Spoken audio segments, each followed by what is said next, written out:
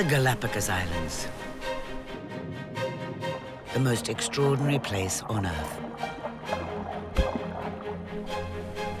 Where spectacular animals live side by side with people. Meet Monty Halls, explorer and marine biologist. I'm not grabbing that. It's massive. He's so passionate about these islands. Right there. That is the promised land. That he's moving here. OK, got it. Next time, I promise. But what makes this expedition different is that his family are coming too. There is no greater explorer than a 5-year-old. It's gonna be amazing! It'll be a chance for all of them. Look at this. I found one! To discover what makes these islands so special. I couldn't believe my eyes. An egg! But it's not all play. I got shit in my tail. You did. The family will see firsthand how the way we live is threatening even this remote paradise. The islands are getting in danger. Everything to do with human existence is here on this beach. And they'll be finding out just what the future holds. Up we go, let's go. For these remarkable islands.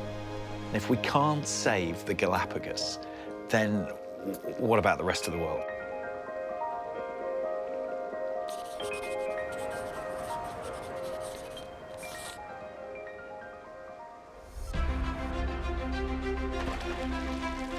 "40 years ago, the Galapagos Islands became one of the first ever World Heritage Sites. A beacon of ecological importance for the rest of the planet. But in those 40 years, the world's human population has almost doubled, whilst global animal numbers have halved. And even these remote Pacific islands are not immune.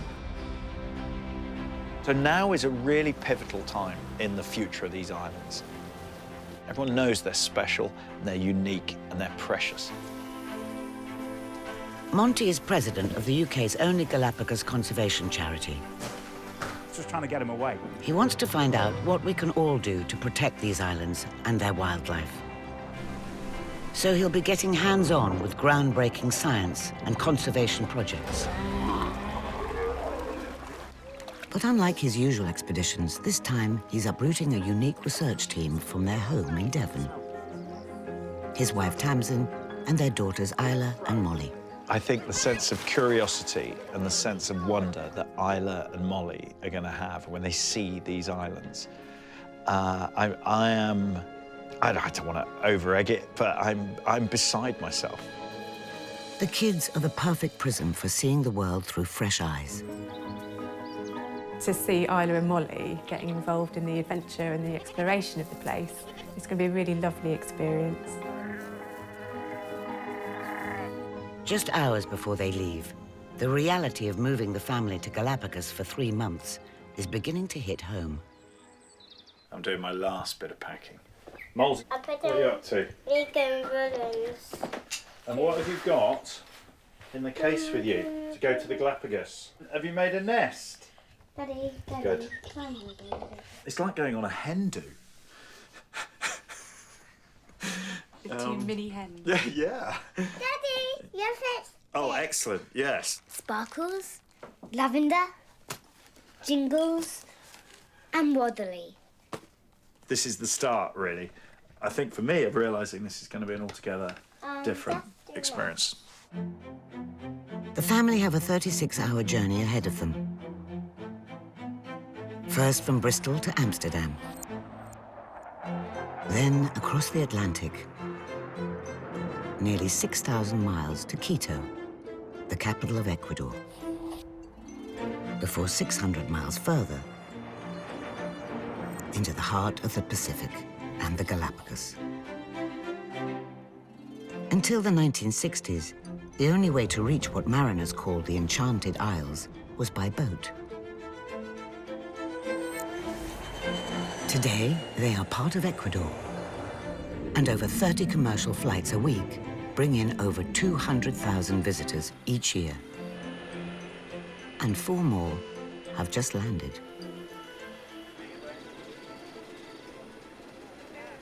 Hi there. Thank you very much. Yeah, of course, of course. Any fruit or seed or cheese or milk? Can I have you? No? A dog?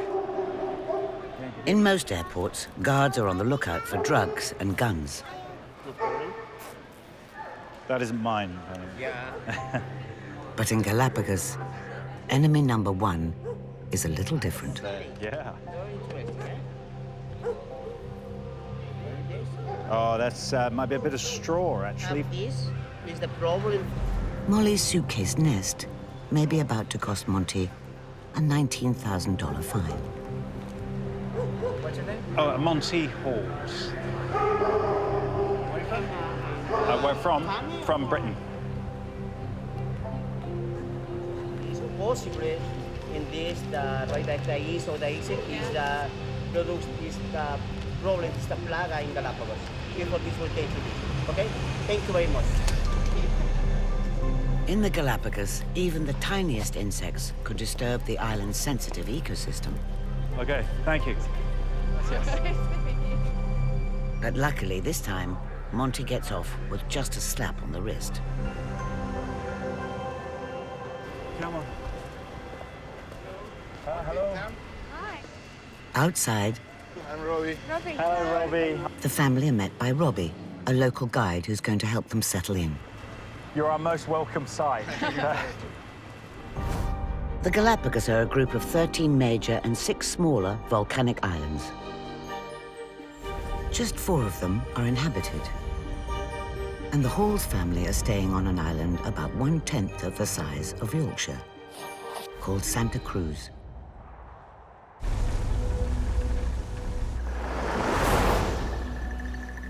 Its highlands rise to 3,000 feet above sea level and are blanketed in thick forest. This is fun, Mom. It is. I don't want that anymore. It's actually a type of cloud forest, unique to these islands. 1 in 3 of its plants are found nowhere else on Earth, including the Scolacia, a type of daisy that grows 20 meters tall.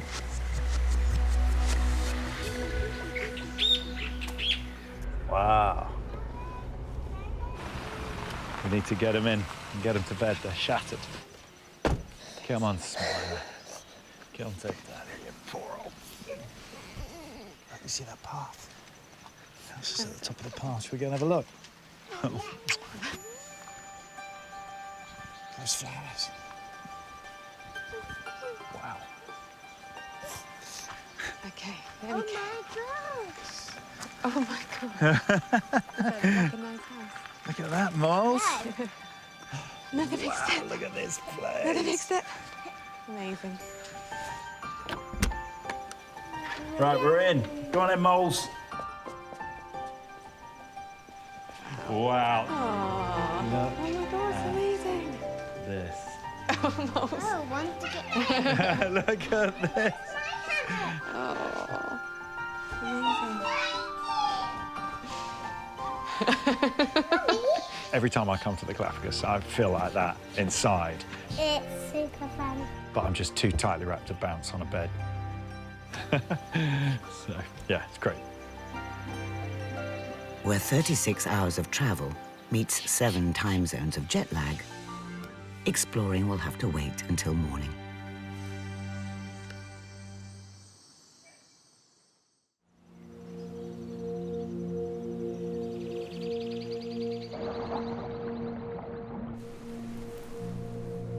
The biggest town in the Galapagos is Puerto Ayora, just 3 miles down the road from the family home. On the surface, it's a normal seaside town. But what makes this place extraordinary is that when people moved in about 100 years ago, the animals didn't move out. Puerto Ayora is always a magical moment for anyone who comes to the Galapagos. It's the first chance you get to get really close to the animals. Okay, Right. let's go. Let's go, chaps. Ready? Come on. Hold hands. With few natural predators, these creatures are ecologically naive, which means they're not really scared of anything. So they treat us just like any other animal they can't eat or mate with total disdain. Ecuador was the first country in the world to recognize the rights of nature in its constitution. And there's a law here that people must keep at least 2 meters away from any animal. Right, this way, come this way, come this way. Come on. Right, up we go, let's go. Keep walking, keep walking. Maybe someone should tell the sea lions. Oh, there you go, look. Bunny, She's just going into the sea. Oh, that's where she wants to go. And she goes. And off she goes. And she's off. I like Galapagos because all the wildlife there is just so amazing that I couldn't believe my eyes. With her bottom sticking out slightly, just like you when you're swimming, Isla. Look here! I can see her still. She's coming up to me. You're going to watch her all the way out. The animals here aren't just unusually tame, they are special in all kinds of ways. Some are giants. Brown pelicans and frigate birds, both having over 7-foot wingspans. The Galapagos sea lion, on the other hand, is the smallest sea lion species on Earth. And there are fewer than 400 pairs of these lava gulls in the world, all here on Galapagos. But what all Puerto Ayora locals have in common is that they know where to pick up an easy meal. Look how big that one is. That's a giant lobster. That must be like, how old? That's huge. Yeah. 7 7 pounds. pounds. Wow. The waters around Galapagos are amongst the richest on Earth and the most protected. Within an exclusion zone the size of Belgium, only small-scale local fishing is allowed. He's hungry. Well, he can just go back into the sea and fish whatever he wants out of the sea, can't he? Sounds like he's doing lots of verbs, doesn't it? Sounds like Molly. You've got an entire ecosystem in the size of a squash court. So you've got the top predators, you've got the sea lions, you've got people, you've got all the fish, you've got the bottom feeders, the crayfish, and there it is, all rammed in. It's almost too much to take in. See, that's tuna. OK, so we want to get some of that. Who would have thought going off to buy fish for your dinner would be an experience you'd remember for the rest of your life?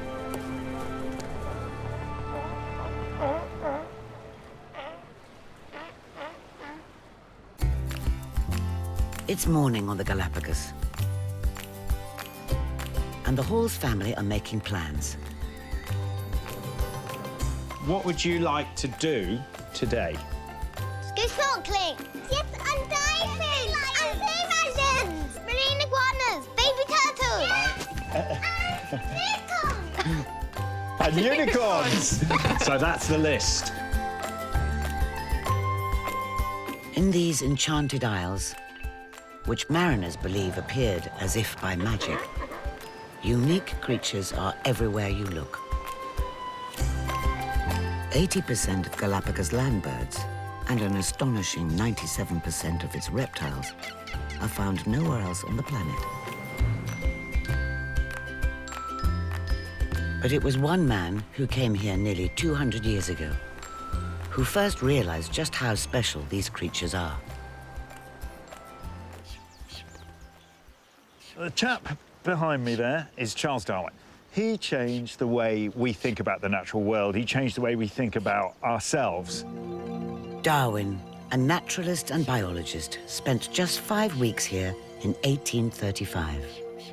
But what he'd observed and collected on that visit shaped his life's work. So in 1859, Origin of Species was published, the most important publication in the history of science.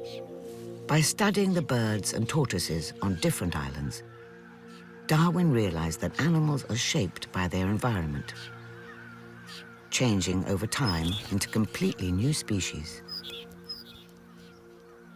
What's known today as the theory of evolution. The natural history of these islands is eminently curious. There is even a difference between the inhabitants of the different islands. And there we are. That is the start of the origin of species, that sentence right there. Darwin's influence in the Galapagos is stronger today than ever, inspiring countless scientists and tourists to follow in his footsteps. And today, the Halls family are doing just that. They're going in search of the island's most iconic resident.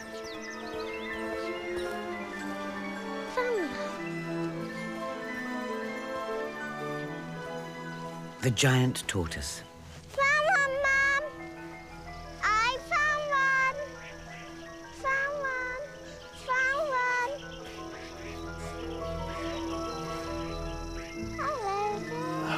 Hello. It's thought that ancestors of the giant Galapagos, that's Spanish for tortoise, washed up here over 2 million years ago, giving these islands their very name.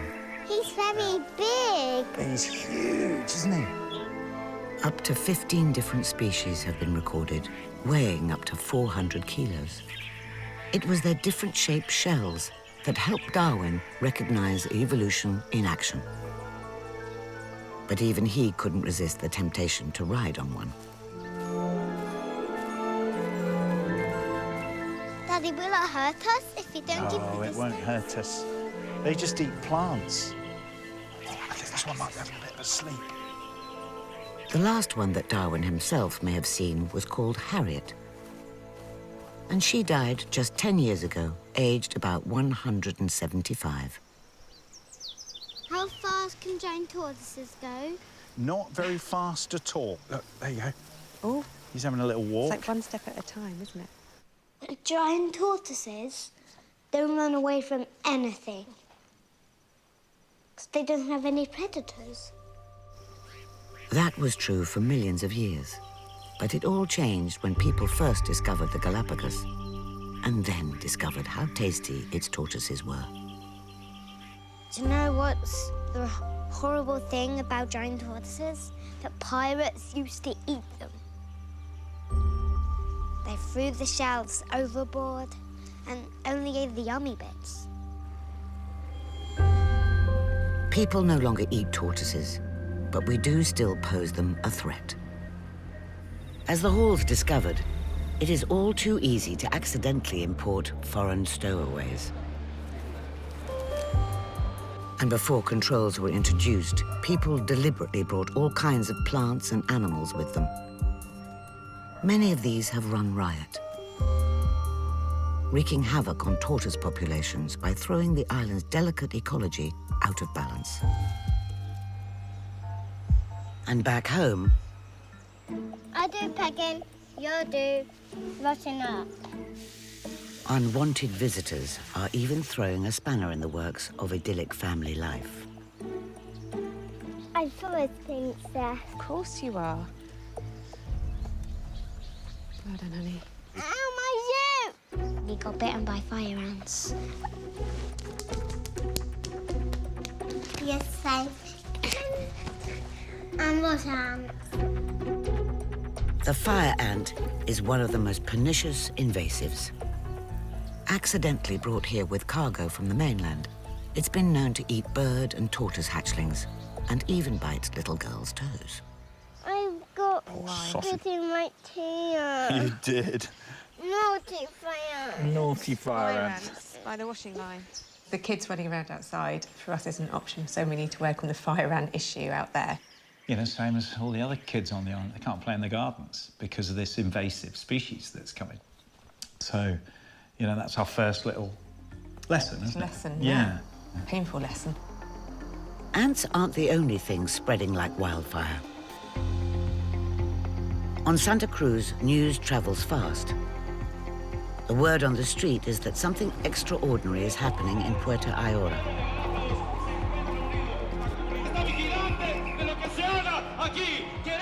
The girls are sleeping in the house. The house is about 5 kilometres that way. But I heard about this demonstration happening tonight. The Galapagos National Park and Ecuadorian Navy have just seized an illegal Chinese fishing boat. In its hold, over 6,000 endangered sharks the largest illegal haul ever caught here. Un buque con una capacidad de más de 2.000 toneladas, con 300 toneladas a bordo. This is an unprecedented show of support from local residents. And I've spotted Robbie. Like Robbie and his kids. My friends are over at that corner, and they're all here, and they make posters just like we. So you're leading the charge for the next generation. We could say that all kids are. The Galapagos are amongst the most protected places on Earth. But this haul shows that even in a World Heritage Site, wildlife isn't immune to global threats. And the people here know it.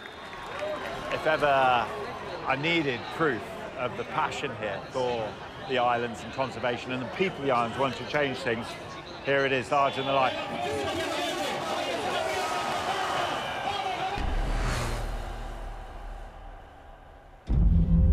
In Puerto Ayora, the dust has settled.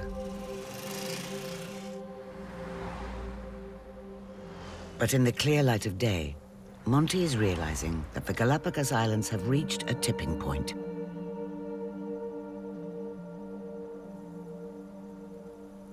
It's a huge vessel, just harvesting the sea, and utterly unsustainable. Imagine if a container was found in Africa with 700 lions in it, 300 tons of lions had been taken illegally. There would be global outrage. This has to stop, otherwise the shark will disappear from these islands, you know, without a doubt. And if the shark disappears from these islands, then what is the future of the shark everywhere else in the world as well? You know, it's shocking, absolutely shocking. The Halls family have been on the Galapagos for just a few days. But already they've adapted to island life, living side by side with the animals.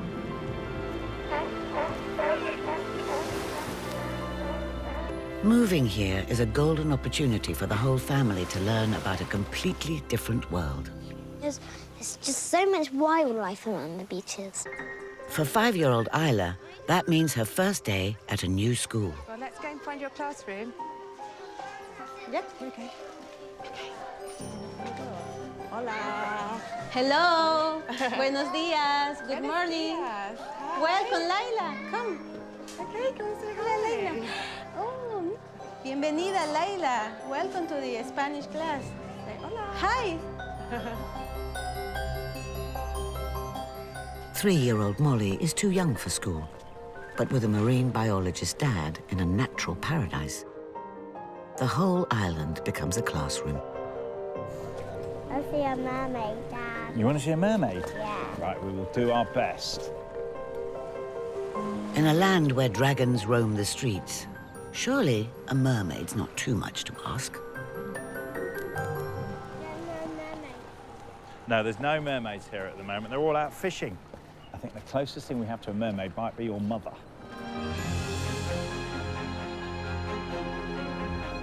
Tam is a keen environmentalist, and during her stay on the islands, wants to find out more about how they are coping with challenges facing the whole planet.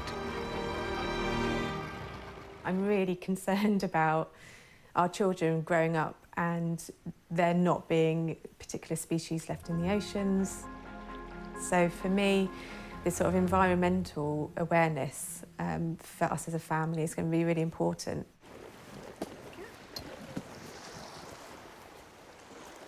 This is probably one of the most beautiful beaches here in the Galapagos. The sand's changed, hasn't it? And now it's really fine. Tam is joining marine biologist JP to survey the health of Galapagos beaches. You haven't seen nothing yet. The Galapagos are right in the middle of the world. They straddle the equator and are the meeting point for some of the Pacific's major ocean currents. These currents brought life here, including cold water colonists like sea lions and even penguins.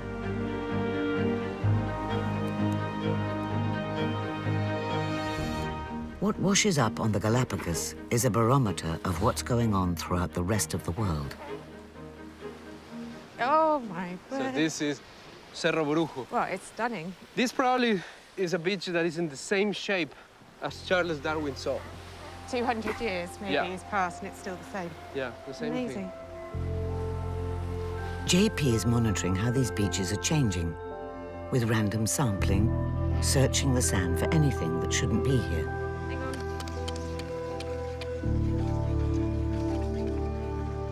Okay, how many meters you have? 33? So every 6 meters, we're gonna use this quadrant. 6 meters, there, I can't see anything. No. nothing, no? Nothing. 0. 0. Yes. So now we go to 12 meters. Okay. Again, there's 0. nothing there. To the naked eye, this beach gets a clean bill of health.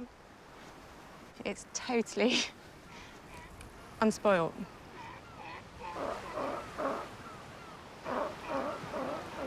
So this is a pristine beach. Utterly pristine. Absolutely pristine. I'm gonna take you to somewhere else. Okay. JP's next stop is a bay just 15 minutes away. Like most of this island, it's normally off-limits to visitors. But it's exposed to different winds and currents.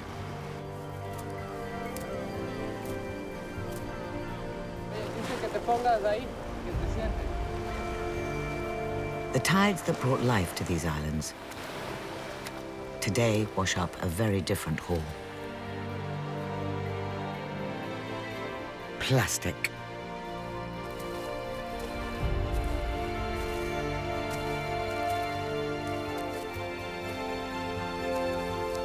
If you walk all this coastline, you will find this. All half of the coast of this island, for example. I'm shocked, but I'm really saddened, actually. It just makes me feel really sad that there's so much going on in terms of the pollution of our environments, you know, the plastic litter that's here. And I feel really helpless. I don't really know what I can do to help what's going on. JP's surveys revealed Galapagos' dirty secret. That waste plastic from as far away as China and Russia rides the ocean currents to the beaches of one of the world's most protected places. This is Peru.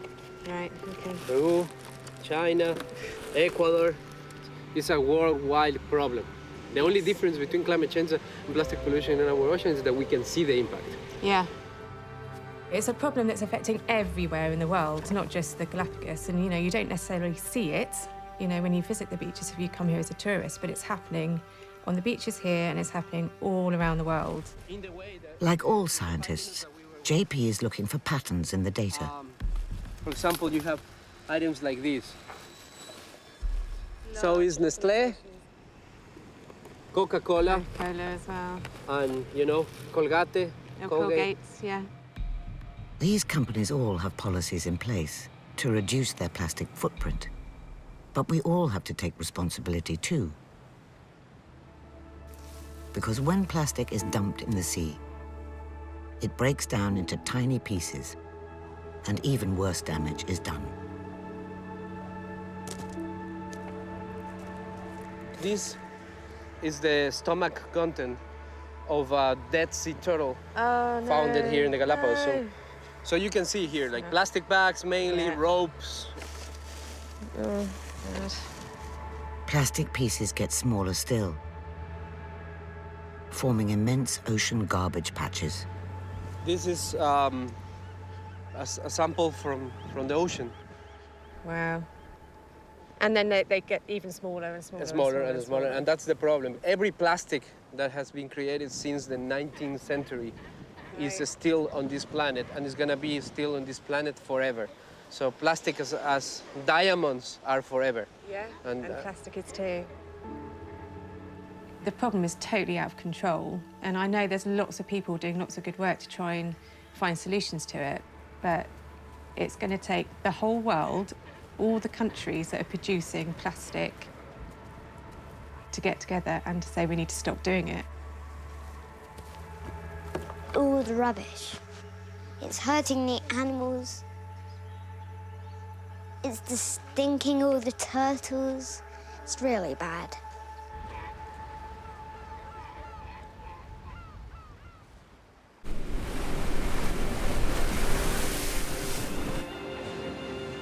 The Galapagos National Park plays a key role in protecting the islands, whether from the impact of plastic waste or from illegal fishing. And in the past 4 years, they have also been involved in over 300 research projects. During his stay, Monty plans to join some of them to find out more about their work. You must have, absolutely. And how it impacts us all. A lot of the stuff that's happened to these islands and to the environment generally has happened on our watch.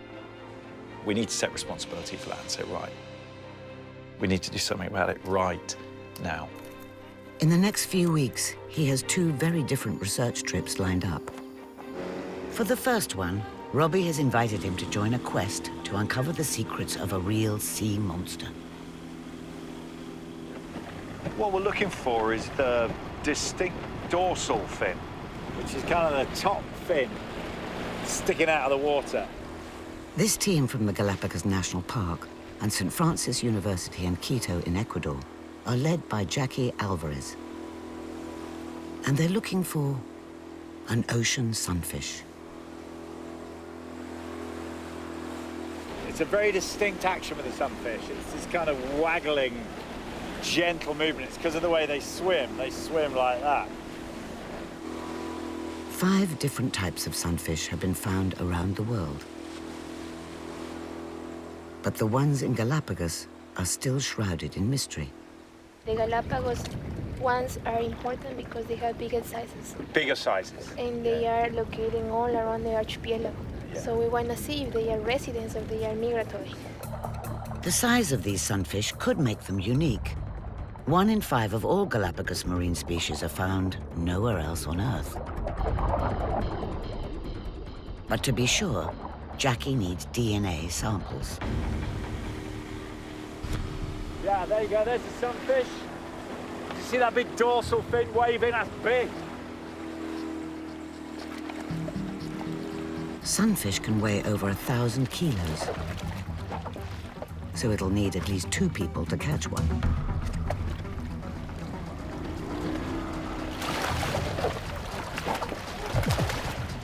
That's where Monty comes in.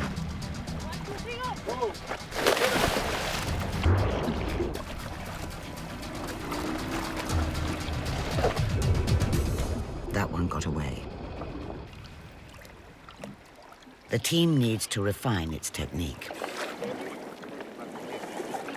You're super strong. From the front. Yeah. Ahí, Robbie. They've spotted a second sunfish. Es el mismo, es el mismo. Wait. Go. Okay, go.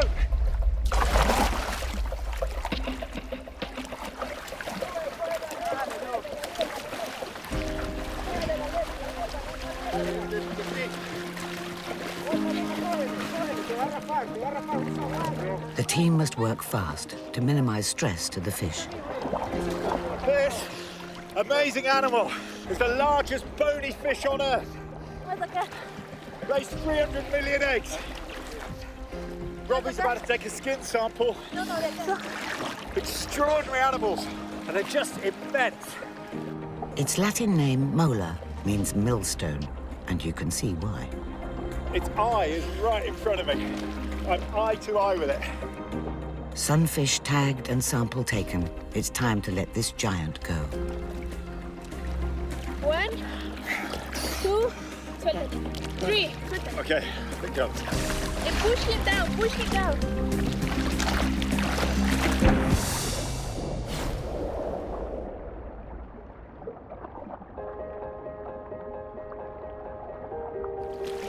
And off it goes.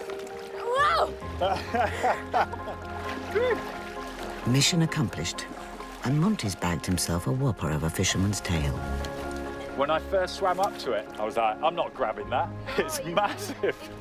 But most importantly, the DNA sample will help reveal how these Galapagos giants fit into the sunfish family tree. That's a little hard drive, that is.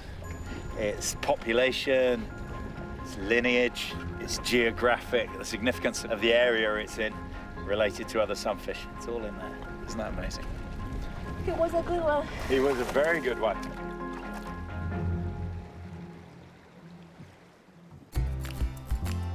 On the Galapagos, it's the weekend.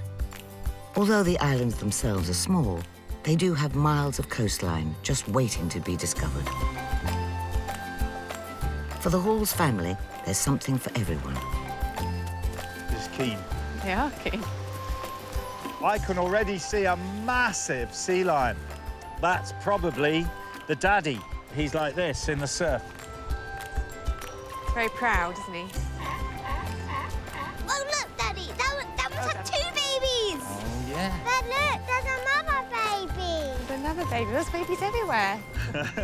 There is no greater explorer than a 5-year-old. The only problem with 5-year-old explorers is they can't put on their own wetsuits. I'm just cleaning your mouth.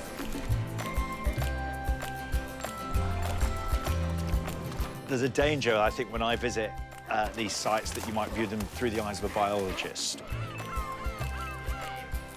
And that's just not going to happen this time. Because I know the kids are going to be just utterly blown away.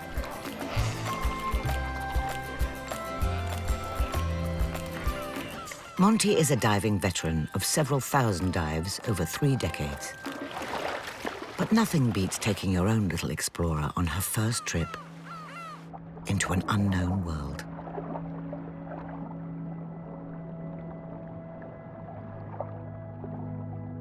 A green sea turtle.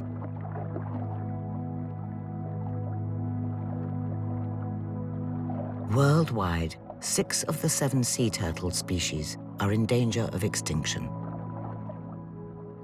But this one is quite happy to share the water with 2 new companions. There were 3 animals there having an absolute ball. One was Isla, one was me, and the other one was the turtle, which was genuinely swam up, had a little look at us, kind of curious. There's an animal that's been around, probably given the size of that turtle, 60, 70 years, maybe 80 years. For a marine biologist, sharing the sea with an ancient ocean voyager is impressive. For a 5-year-old, it's magical. It felt like I was diving, not just snorkeling around in a shallow. It was amazing.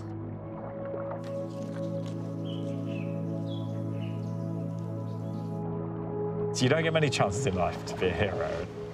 Out there today, showing Isla that turtle, felt like a bit of a hero. That was really special.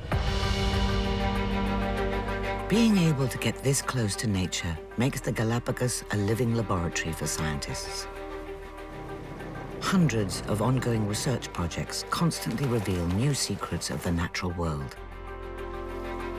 But Monty is interested in what impact these projects might have on the animals themselves. So for his second research trip, he's joining JP and his colleagues from the Galapagos Science Center on a totally different turtle encounter.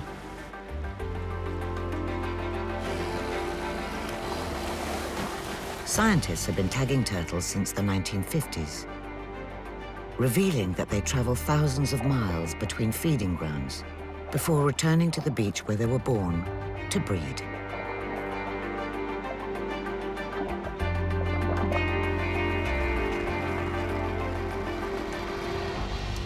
JP wants to know whether the tagging process itself might interfere with the turtle's normal behavior.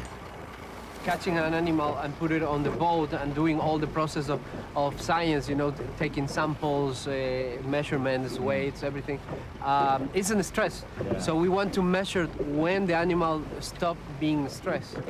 And one of the ways of measuring that is that if the animal starts mating or if the animal starts eating. You know, so in the time that the animals start doing all those kind of things, it means that he's relaxed again, yeah. And he is. I'm exactly the same. Exactly, exactly. To find out when a turtle recovers from being tagged, you need to spy on it. And JP has developed a way to do just that. The team have come to Kicker Rock, the eroded remains of an extinct volcano. It's a stunning location.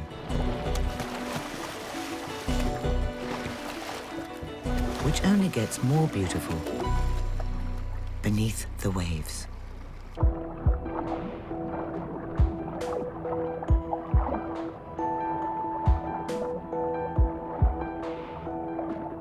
It's not long before the team spot what they're looking for.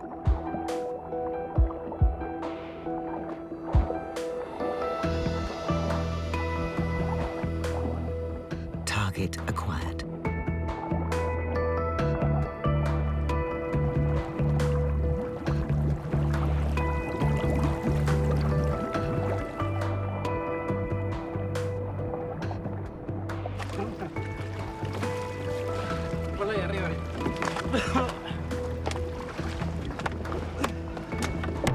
The idea now is to keep it out of the water for the minimum time possible.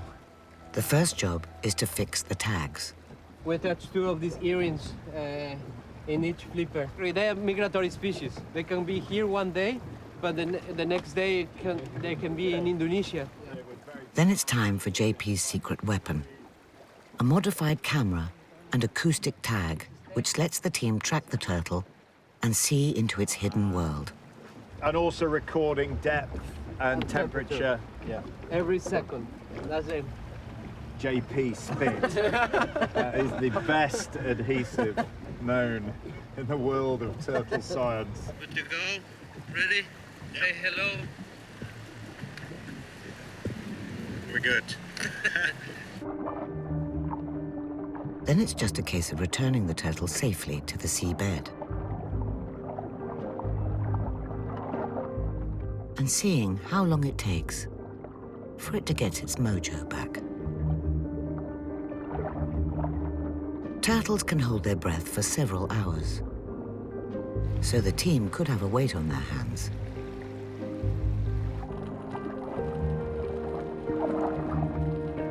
But just 15 minutes after being tagged, it looks like normal turtle service is resumed.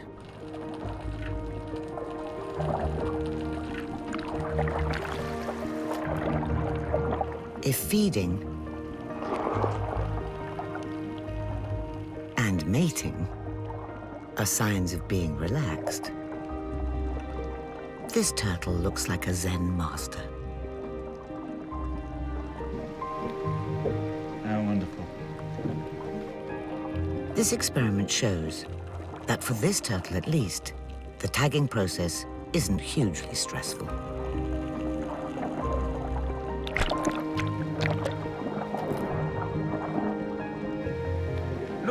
Manta ray. The camera will stay on for just 3 hours, but it is already revealing new behavior in this iconic species that scientists always thought led a mostly solitary life.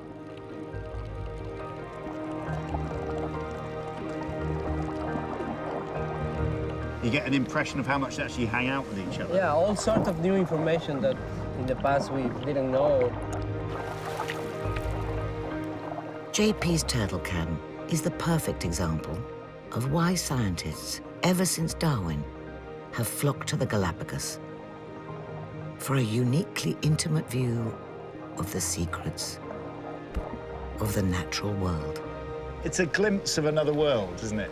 That we don't see. We're not privileged to see this world. Exactly. And now we can.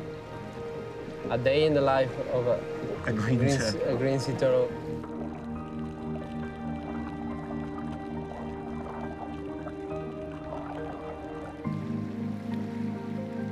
just wonder what Charles Darwin would have made of all this. You know, I think he would have been very, very happy on this boat.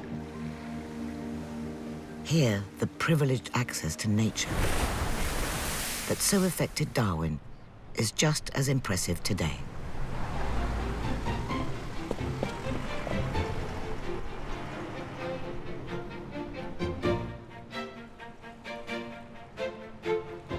One of the things that's really struck me over the last few weeks, having been here with my family, is the way we're accepted by the animals here. You're just another species within the ecosystem as far as they're concerned. But as more and more people come here, there's an ever-increasing responsibility to preserve the delicate balance that makes the Galapagos so special. What I'd really like to find out over the next few weeks is, are we living up to that responsibility? Are these islands safe in our hands? The Galapagos Islands, the most extraordinary place on Earth, where spectacular animals live side by side with people. Meet Monty Halls, explorer and marine biologist,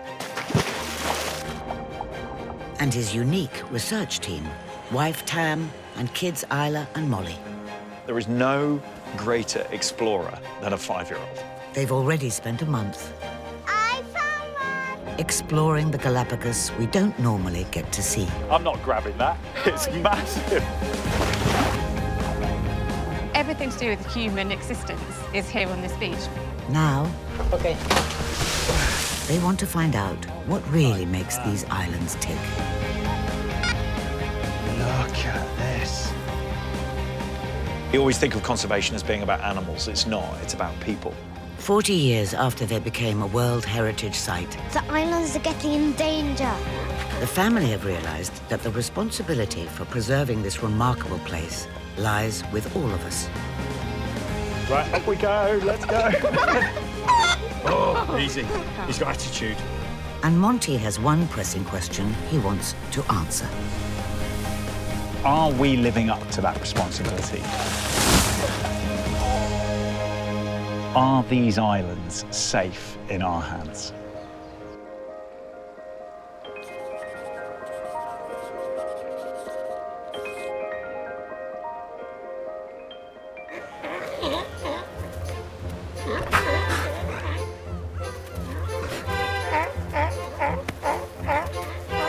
On Galapagos, love for the islands can be a double-edged sword. It is a dream holiday destination, top of countless bucket lists. In 1996, 40,000 tourists came here. By 2015, there were over 200,000. And numbers are still going up. With all this amazing wildlife on hand, it's easy to see why. But Galapagos isn't just home to animals. 30,000 people live here, too.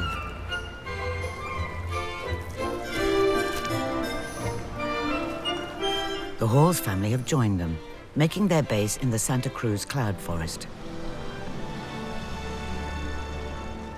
which, as the name might suggest, is a little damp. It's raining again, is it? That's rubbish. Okay, that's Isla Smiler's morning routine. Assuming those legs are Molly's. Basically, rain came barreling in. And, yeah, it gave us a right old pasting. But there we are, that's living in the Highlands. Many visitors are drawn by Galapagos' ecological diversity. Just a few miles can separate dramatically different ecosystems. And even similar habitats can vary hugely from island to island.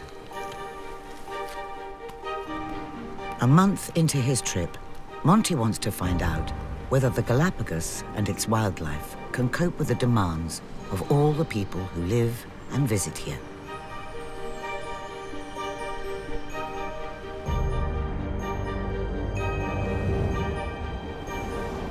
His first mission is from his home on Santa Cruz to the island of Santiago. It's uninhabited and fringed with mangrove, a globally threatened ecosystem. The first thing that happens when a bit of coastline is developed is the mangroves are cleared. The moment you do that, you deprive all these animals of a habitat to grow up in. It's simple as that. In the open ocean, young fish must contend with raging currents and hungry predators. So the mangroves provide a safe haven for some to grow up in.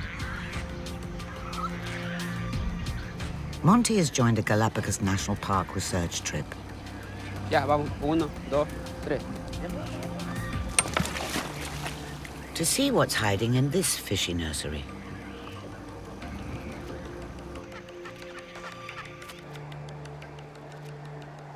Mangroves are incredibly important ecosystems.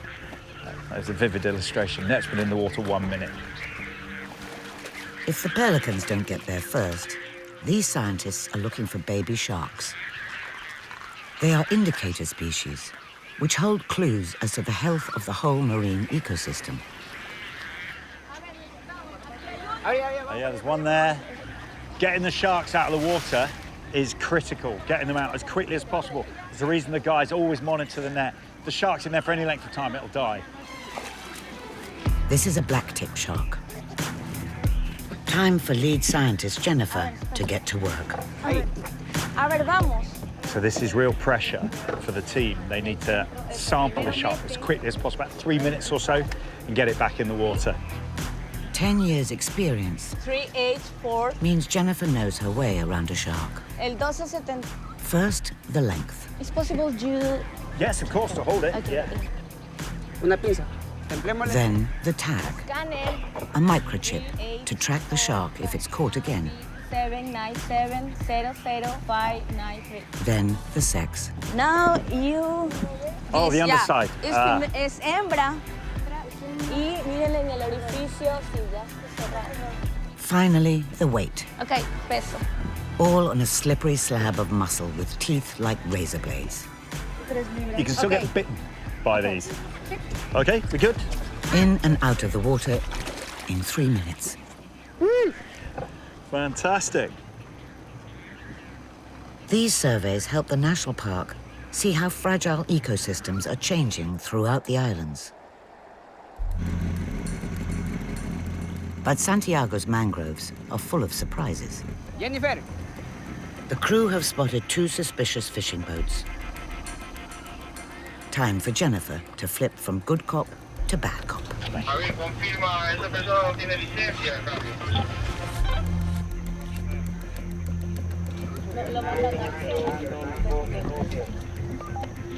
So they're just going through the catch, they're just figuring out what they're catching. And this policing role is really key to the work they do. The Galapagos National Park has laws to protect fish stocks. Licensed fishermen must stick to a controlled season and a minimum catch size.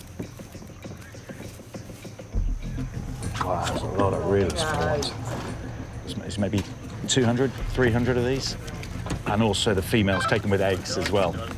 Preserving breeding females is vital for a healthy population. If you take one lobster with eggs, you're taking thousands of lobsters, essentially. So that's right there, that's the future of this fishery. And it could cost these fishermen a $10,000 fine.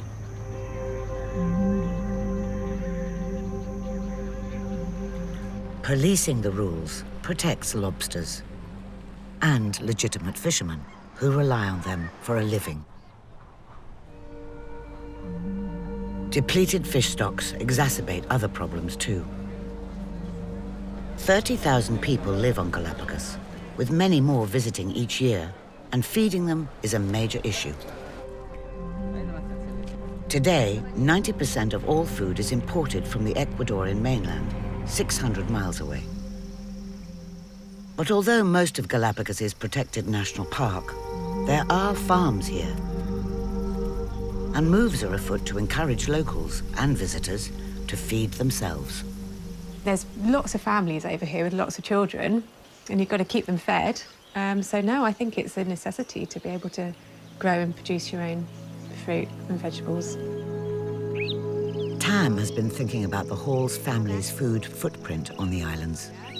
She's come to meet Karina, a neighbour with her own startup organic veg scheme. So, okay, you're gonna be helping me with planting garlic. Okay. So we're gonna measure 10 centimeters. Yeah. And we're gonna put some of these sticks like that. Yeah. You can start from that one. And goes out in there. She's cleared this land of rocks, built greenhouses and shade canopies, and organically enriched her thin soil to produce low-impact, sustainable food.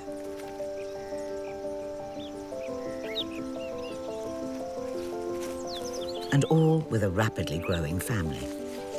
So we have a similar sized allotment, we call them allotments at home, but with 2 young children and trying to grow anything and maintain it and weed it, it's kind of like a full-time job. I quit my job in order to do this. Right. And what were you doing before? I've been all over. I've worked in conservation in many places. It's still small scale, but Karina is sowing the seeds of a much bigger idea on these islands. She's amazing. She's trying to sort of convince and talk to and work with the other farmers on the island to try and produce organic farming methods rather than using pesticides and chemicals to produce crops over here. Because we're relying on everything being shipped over here, aren't we? 90% of Galapagos food is shipped. Yeah. But if you do something sustainable, then you have a closed circle and everything can go wrong, but you can still feed yourself. Yeah, exactly. There's no food shortages or anything like that. Exactly. So she's giving up her job to try and make it happen, and she's really inspired me to try and produce some of our own produce as well. Planting their own kitchen garden could reduce the family's food footprint on the islands. But most Galapagos residents live in built-up areas. So it's not something everyone here can do. And with most of the islands protected by the Galapagos National Park, there's a limit to how much farming can be done.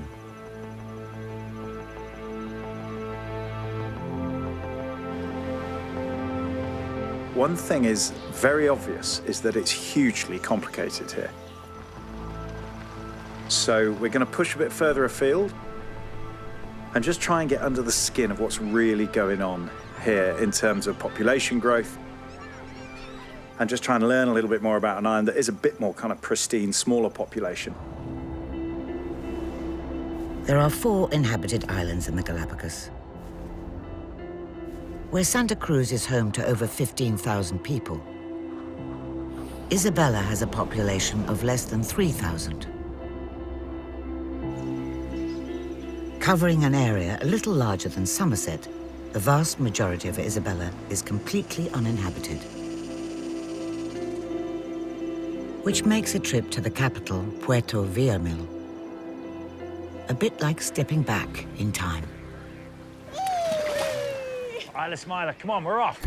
How you feeling, Isla? Ow! All under control, we still got Mummy?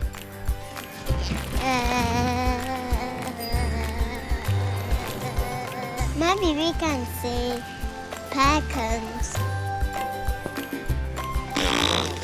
False! Is that Charles Darwin? That is. How old was Charles Darwin when he came here, Isla? 5? Yeah, it's not like a main road, is it? It's all sandy. Oh, look! Over in there! Flamingos! The kids have taken to Isabella like a pink duck to water.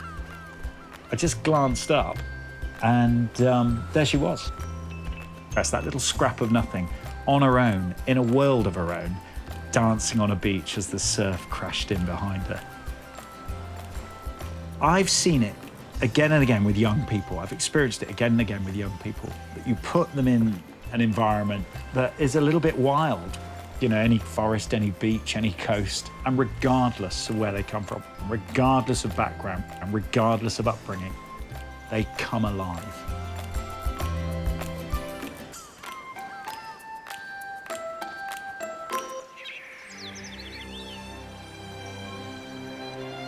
The Halls family has come to the Galapagos island of Isabella to see how a place so beautiful and popular copes with so many visitors.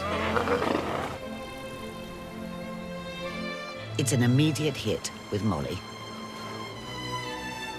Local guide Pablo first came here 2 decades ago and has never left. He knows more than most how this island has kept its magic. In those 20 years, what has changed in Isabella? I remember back in those years, we didn't have electricity 24 hours. It was completely different, like no sidewalks, no street lights, very few cars, maybe 3-4 cars, that was all here. When this was designated a World Heritage Site in 1978, they said it can handle 8,000 visitors. And now it's 200,000, and it goes up every year. Do you think that's a problem? I think that is a challenge that we all have. We need to learn and to find the proper ways to manage it. Because most people that comes to Galapagos, it's true, it's more risk for the islands. But also, the most people that experiences the Galapagos is going to have such a positive experience. If you love nature, this is one of those places where you should be.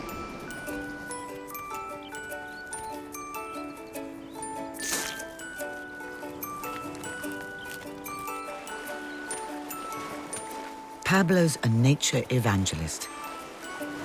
For him, the best way to protect a place is to show people how special it is. So he's taking the Halls family into the heart of Isabella. If you follow that man there, he's going to show you something amazing. So let's see, maybe, maybe not, who knows? Remember that in Galapagos, everything is about surprises. That is true.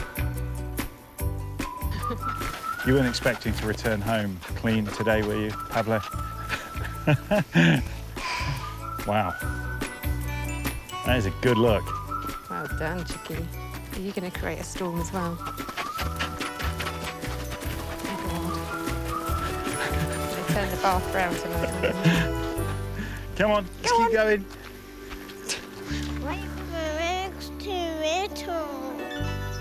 Even mini sandstorms only keep a 3-year-old going for so long. Can't wait until we get down the mountain. We need to get up it first. Come on, with your stick. But never underestimate the motivational power of a good stick. Come on, girl, you little urchin. However you choose to use it. Ow! Ow! Ow! Oh! Ow! Ow!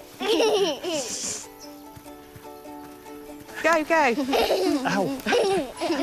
Careful, this is too Ow! Right, keep walking that way and we'll get there.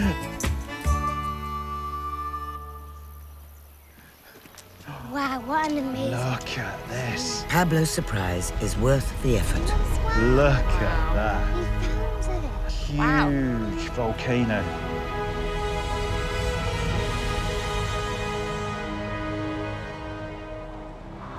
At over 3,000 feet high and 5 miles across, Sierra Negra's caldera is the second largest volcanic crater on the planet. It's elemental Galapagos, and it last erupted just 12 years ago.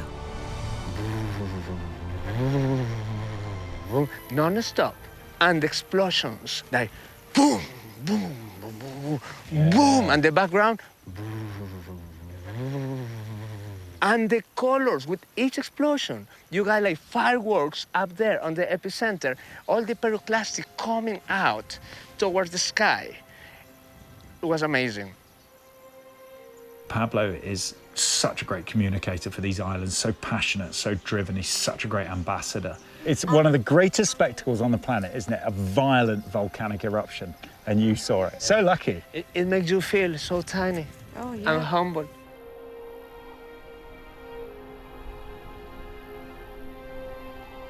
So important, those figures, they really are. They're the people who communicate about the islands to everyone that comes to visit.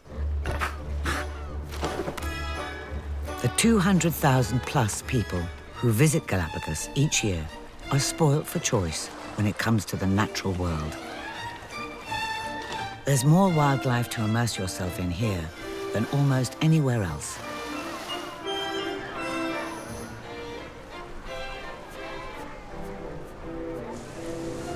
But there is a downside to this ever-expanding migration of nature lovers.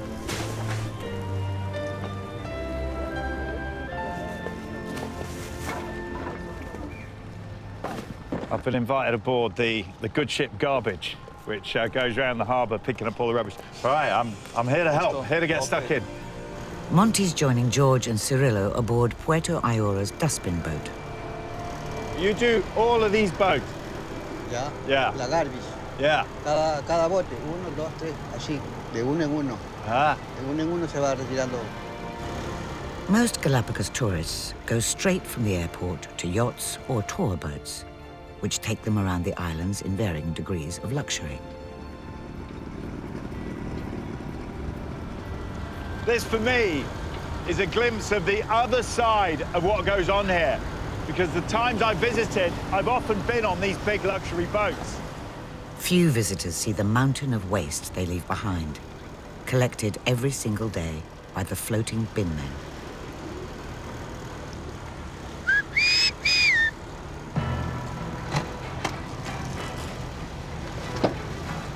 These are big vessels with a large turnover of passengers. And whenever you get a large turnover of passengers, you get a large turnover of trash. Ah, there you go. Ponte guapo, ñaño Beto, ponte guapo.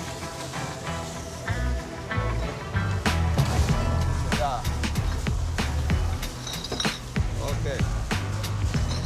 Es importante que There's sepa a que system.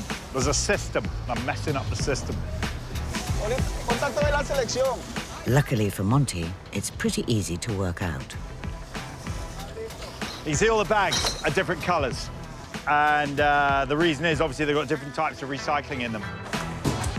On shore, another team sorts anything that can be recycled by hand. This is the front line for the future of the Galapagos. And George and Cirillo are doing as much for conservation as any scientist. But I would argue, for the immediate area, there is no more important vessel in this harbour than this one. As Santa Cruz produces 5,000 tons of rubbish each year, they're going to need a bigger boat.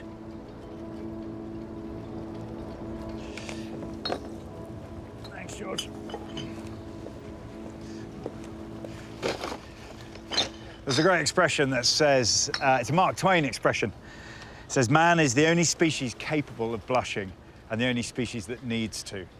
And if you look behind us there, I think, you know, that embodies that expression, really. Rubbish isn't the only problem flying in with mass tourism. People arriving from all corners of the planet poses a much more insidious threat. Invasive species. 1 in 3 plants and almost all the reptiles here are found nowhere else on Earth.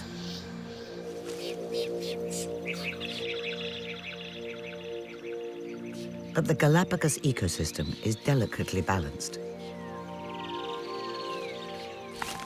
And introducing new species to this mix can have unpredictable and devastating consequences.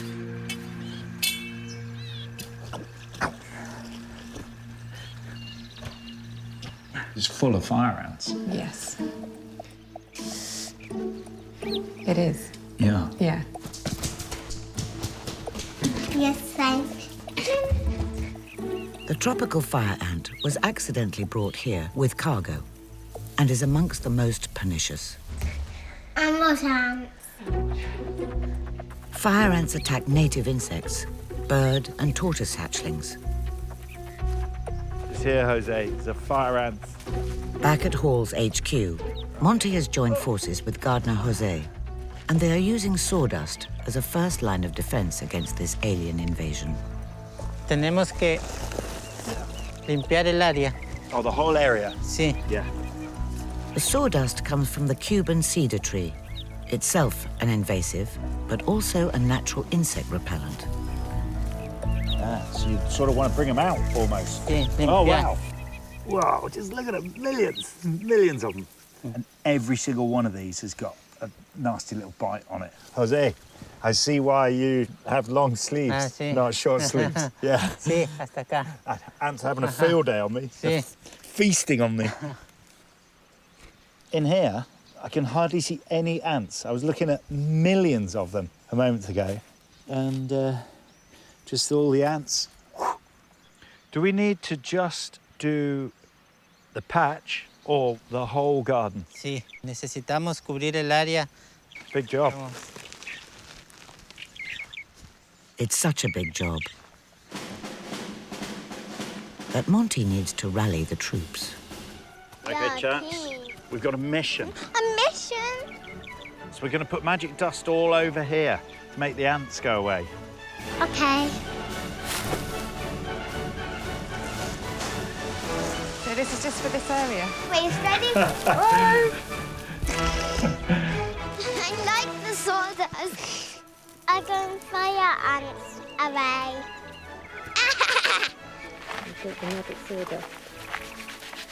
And these are a couple of Jose's mates, John and Olivia, who are helping us out, doing all the heavy lifting, while we sprinkle sawdust. While they clear out the ants, the family have also been asked to remove as many non-native plants as possible. And the invasive cedar and balsa trees are their first target. Looking forward to this. I think there's going to be quite a lot of manly chopping involved. Fair amount of shirt-off action. Okay. Okay. Oh, you can hear it cracking. Timber. Oh,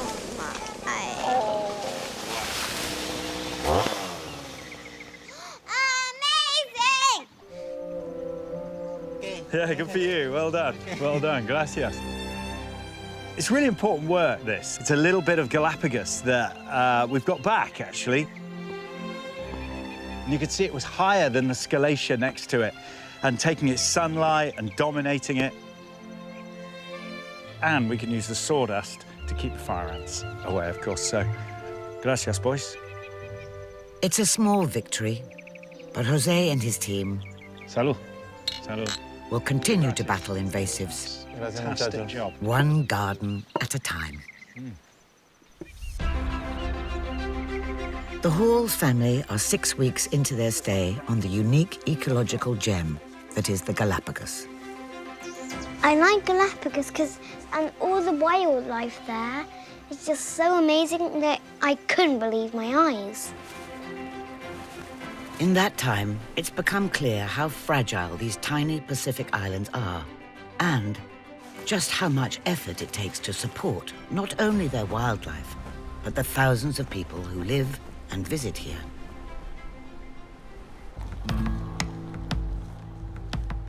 Over 40 different agencies share in the management of the Galapagos.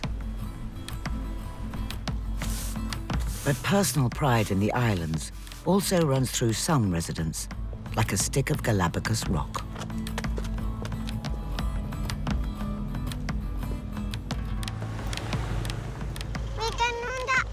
We are. And the family are joining in on the annual coastal cleanup of Santa Cruz Island. I like turning up somewhere, really getting stuck in. Every year, since 2000, the Galapagos National Park have encouraged the whole island to come together for a giant spring clean. Oh, let's go! It's early in the morning, you know, 6:30, and it's a Saturday, and it's a big effort to do this and get your kids up and come out. But the lovely thing is watching the town gradually mobilise. It's a local community taking responsibility for cleaning up their area. Here you go, girl. Here's your T-shirt. Look, that means you are officially a beach cleaner. With the plastics in the ocean, you can't really find someone to blame. Although, to a degree you can, because most stuff's branded. Action for the planet. There you are. It says it all, really. Yeah. Sponsored by Coca-Cola. A major international corporation helped fund that beach cleanup. Quite right too. The drinks company has been sponsoring the cleanup of the beaches on Galapagos for over 10 years. You're good at tidying up, aren't you? I'm not, Mum. No, tidying up is not your forte. The cleanup team have arrived at the north end of the island.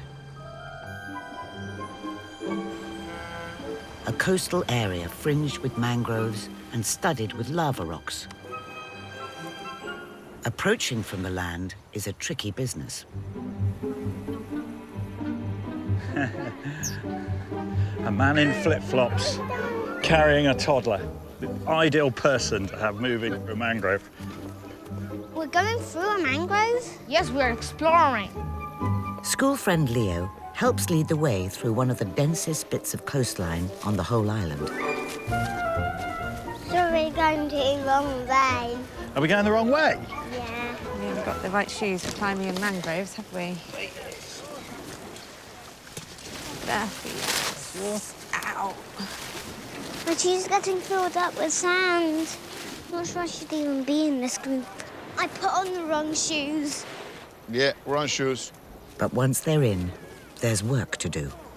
Ustedes recogen basura y le van diciendo qué están cogiendo. Plástico, redes de pesca, madera, si encontraron un animal muerto, todo. Todo le indican a ella y ella la nota. Hay una que dice ficha de voluntario. Come on, go. And the kids are getting stuck in. Let's go look inside the mangroves. Yeah, inside the mangroves, that's where most of the rubbish is. Wait here, I see a broom. Come get the broom. Yeah, I'm gonna go get it. It's quite a bit far for you. Got it? We got a broom. Good grief, look at that. Well, if there's one place that needs a broom, it's around here, I think. Despite their footwear, Team Mangrove have collected all this rubbish in just under 15 minutes. Look at that, World Heritage Site for 40 years, and that's been collected in about 50, 80 metres of mangrove. Frightening, you know, it's frightening. Across islands considered amongst the most pristine on Earth, 800 volunteers have collected 4 tons of rubbish in a single morning. I find it overwhelming.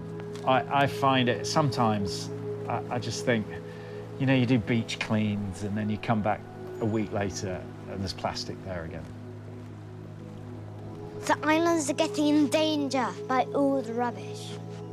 Bottles and clothes, plastic bags. It's really bad. Most of it blows out into the sea. Take the bag. But, you know, it dawned on me while we were doing that. You got 2 routes. You do something or you do nothing. And a lot of people here are doing something. We know that in 2 weeks' time, it's all going to be back. So in 2 weeks' time, we'll clean it up again. And we'll do it until hopefully it stops happening, until people learn not to dump stuff in the sea. And then when we hand these islands over to our kids, they'll be in a slightly better state. I'm gonna give you a bath when you get home. Yeah? Because you're honking.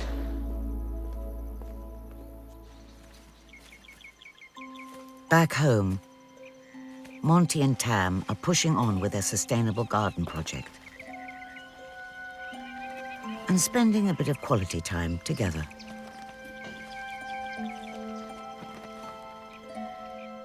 Yeah. Lovely, well, it's really nice, just outside the kitchen. Oh, they look good, don't they? They do, Yeah. and it's really, it's really satisfying. Is Yeah, it's good. You know, I think we run around like maniacs, don't we, after the kids and Yes. you know, and the Galapagos and big animals and all this amazing stuff that's going on here. And Can I try that? yeah. I think the last time we spent 3 months sort of solidly together as a couple was probably before Isla was born, so it's possibly over 5 years, I think. It's really nice to just come out and Plants and vegetables. Yeah. Meeting locals who are making a difference has made the family more aware of their own footprint as visitors on the islands. You know, we've come to visit and try and find out about the islands. So that presents a whole bunch of really complex dilemmas for us as well as a family. On top of that list is where their food comes from. It's kind of a little bit like a MasterChef invention test. It's like you go to the supermarket and some days there'll be some items, some days there'll be different items to buy, and you kind of have to figure out what you can produce out of what's available at the time. I will do grouper fish fingers. So this fish was swimming around when the sun came up. Commercial fishing was banned in Galapagos 20 years ago. Come on, quick! But local fishing still provides the mainstay of the Galapagos diet. That's the fish you picked at the market today. And you carried home. How about that, eh? Yeah. However delicious it might be, Ketchup, please. Monty wants to know how to keep this small-scale fishing sustainable. I want something sweetie.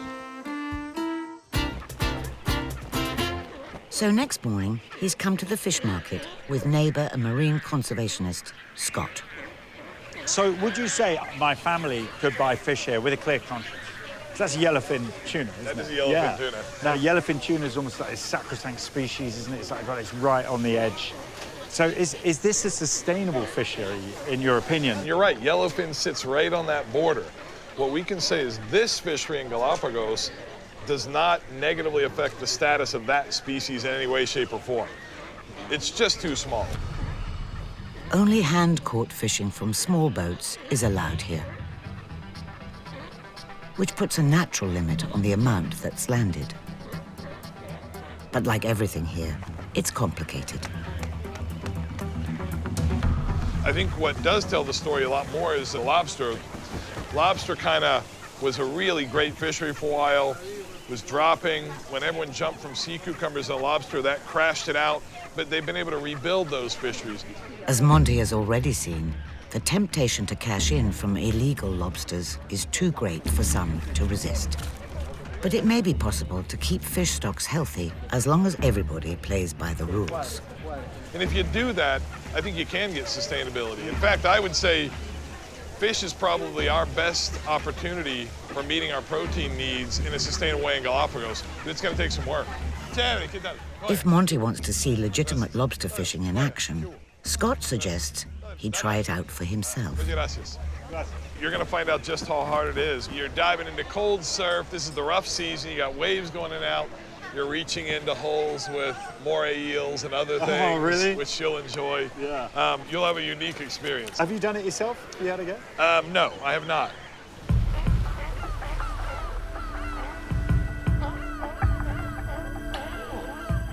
In the past, the Galapagos supplied the mainland market with lobster tails.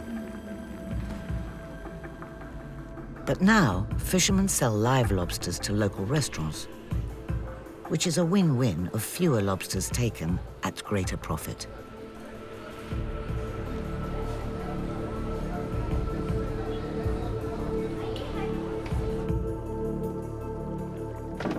Monty's joining father and son fishing team, Enrique and Boris, to see what this means in practice. How long do you spend in the water each night? For night, depend to the conditions. 7, 8, depends, yes. That is a long time in the water. While Monty is sensibly kitted out with modern gear to take him 20 meters down, for his air supply, Boris has a plastic hose and an ancient petrol-powered compressor.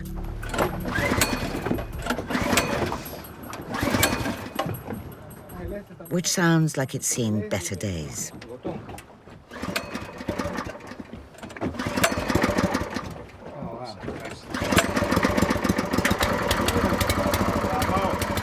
Has that happened before? It's been hard to start? No, sometimes. Yeah. Lobsters are most active at night, making this the best time to fish. But Boris isn't the only hunter out here. 2 quite large tiger sharks were seen just up the coast. And that adds quite an interesting element because they tend to hunt at night. But, you know, Boris, he's out here every night, and he's down there on his own.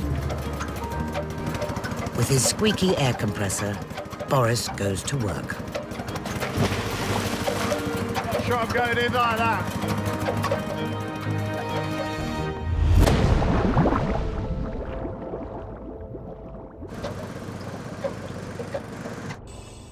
"10 meters below the surface, in the dark of night, Monty is finding out firsthand what one of Galapagos' most dangerous jobs is all about. Fisherman Boris is on the hunt for lobsters, whilst Father Enrique watches his air supply, an old compressor.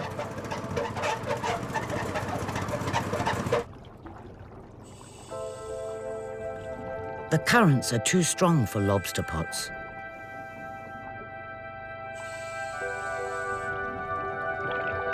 So fishermen scour the seabed by hand, hauling themselves over volcanic boulders and delving deep into cracks.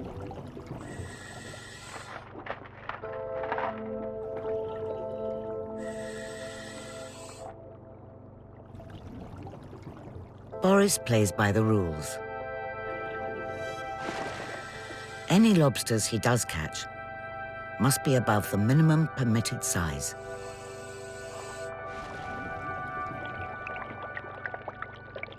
It's slim pickings at high personal risk.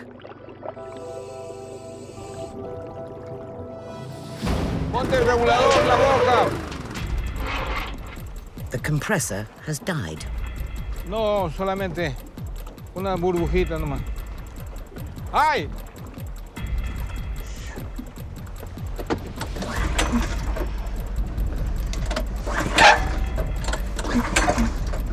It won't start with the drive belt on. So Enrique takes it off.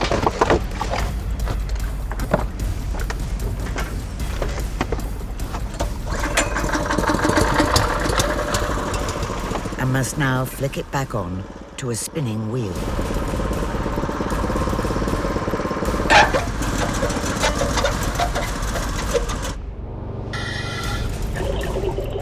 Ya, Boris!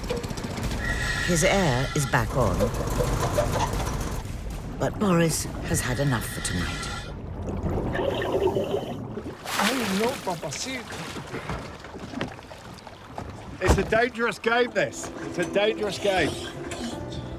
If someone said to me, "Oh, yeah, I'm a lobster diver in the Galapagos," I'd be like, "Oh, what a great life." It's not a great life. It's grim. There's an expression that says about fishermen, it says the boats are made of wood, but the men are made of iron. Yeah. Yeah. The huge effort required to land even a single lobster naturally protects their numbers.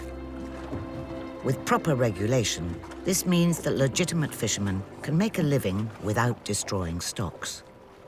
It's a male. Yeah.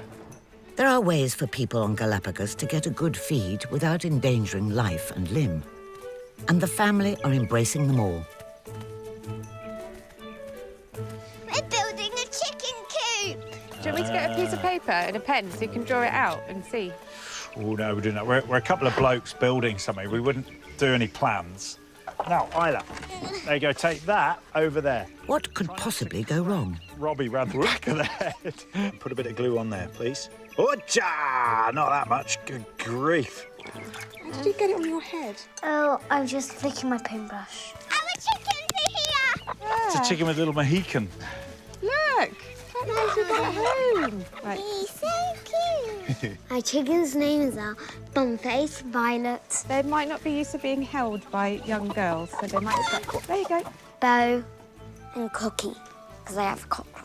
Who are you? You're just like an English. Oh, easy. He's got attitude. Shall we put him in? He's psychopathic. Mummy hates cockroaches. Pick that one up. He looks... Wow. There you go. Mission accomplished. Mission accomplished. Thank We you. now have chickens. Yeah. Come on, out of your way. Okay. It may take a few days for the chickens to settle in before they start laying. We're not roasting these chickens. No, we're not. Well, we might roast Bumface. How about that? No. In the meantime, Monty knows the perfect place where he can vouch for the sustainability of a family dinner.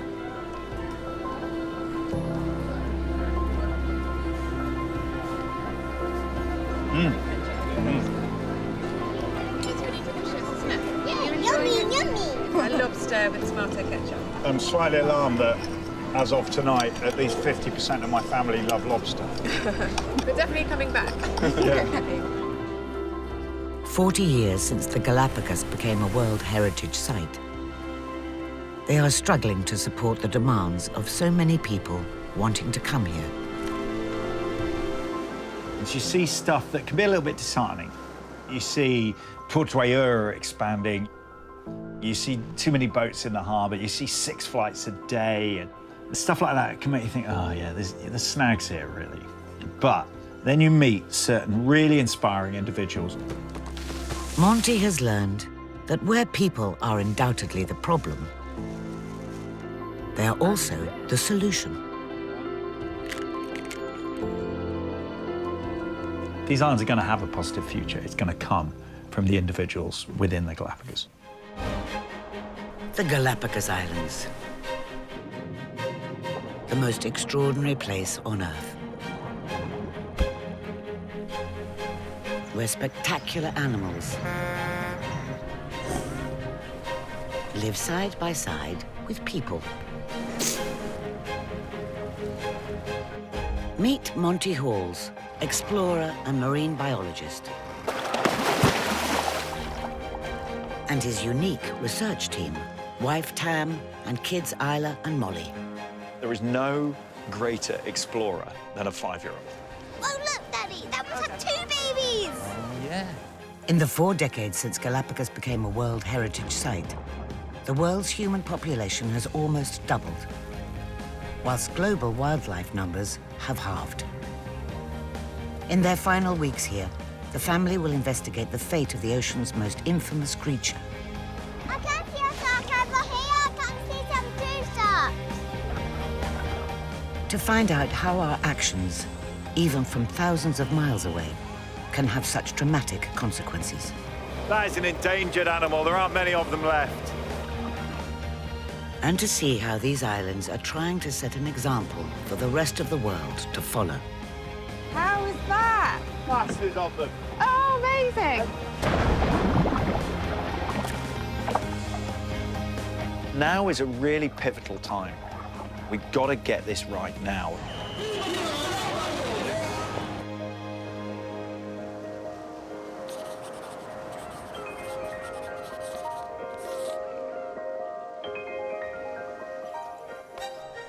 On the Galapagos, each day brings new experiences for the whole family.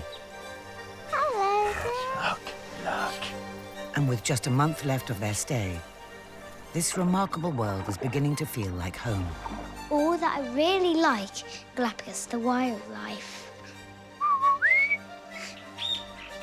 And he's talking to you. Especially love lizards and geckos and sea lions and sharks.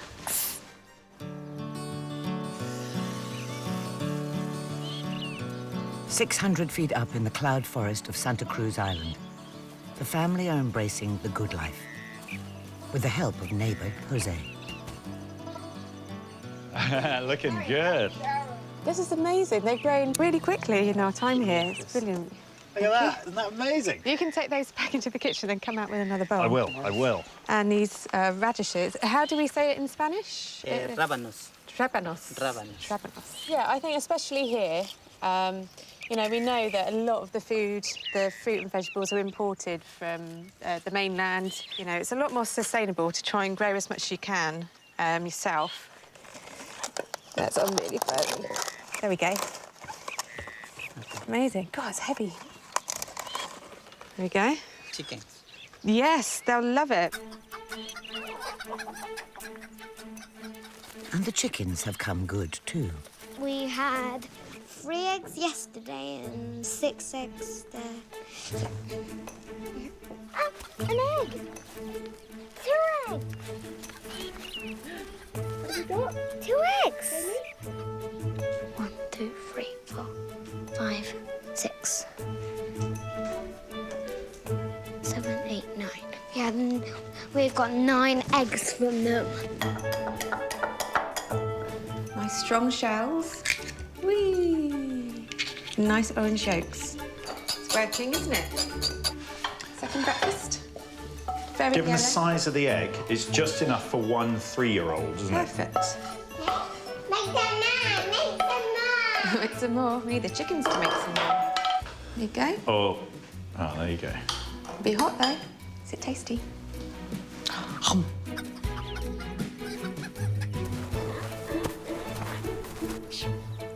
Breakfast over. The family is off to find a creature that may be somewhat unloved, but is still hugely important.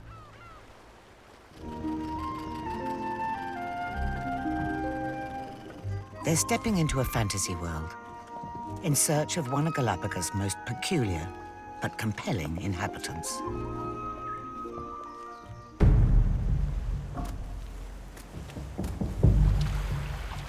Look, there's a big one. That's a huge one. When Charles Darwin first saw these lizards, he dismissed them as hideous, dirty, and stupid. So this is what they do most of the time. They just lie around in the sun, Wow. trying to get hot. That was just like a statue. It is, isn't it? But we now know just how special they are. Their ancestors floated here some 10 million years ago. With little to eat on land, they've since evolved into the world's only lizard that forages in the sea. The marine iguana. They have sharp claws, and they use those sharp claws to climb on rocks. And I'll tell you how they can climb on rocks. All the little holes, there's actually lava. For today's zoologists, they are amongst the most remarkable creatures on Earth.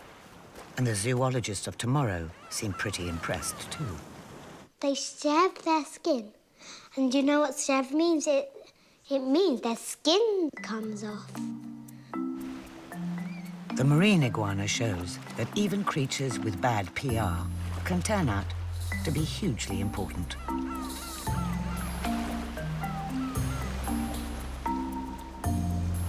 And worth protecting.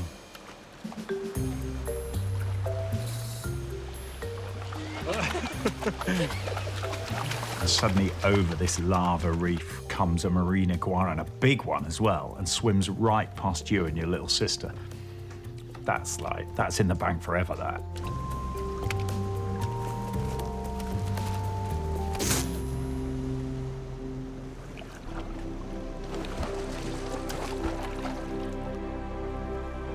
Monty knows all about championing a creature that others might dismiss. He's a shark fanatic.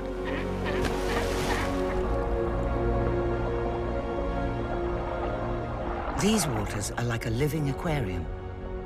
By weight, there is more than twice as much fish here as anywhere else on Earth. And that includes the world's largest concentration of sharks.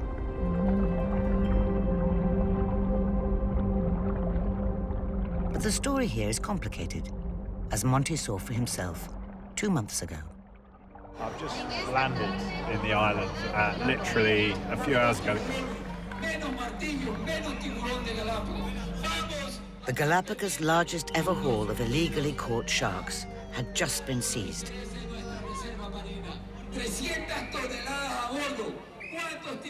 As a marine biologist, Monty was shocked by the cargo. Endangered species like silkies and hammerheads, most likely destined for shark fin soup. Imagine if a container was found in Africa with 700 lions in it. 300 tons of lions had been taken illegally.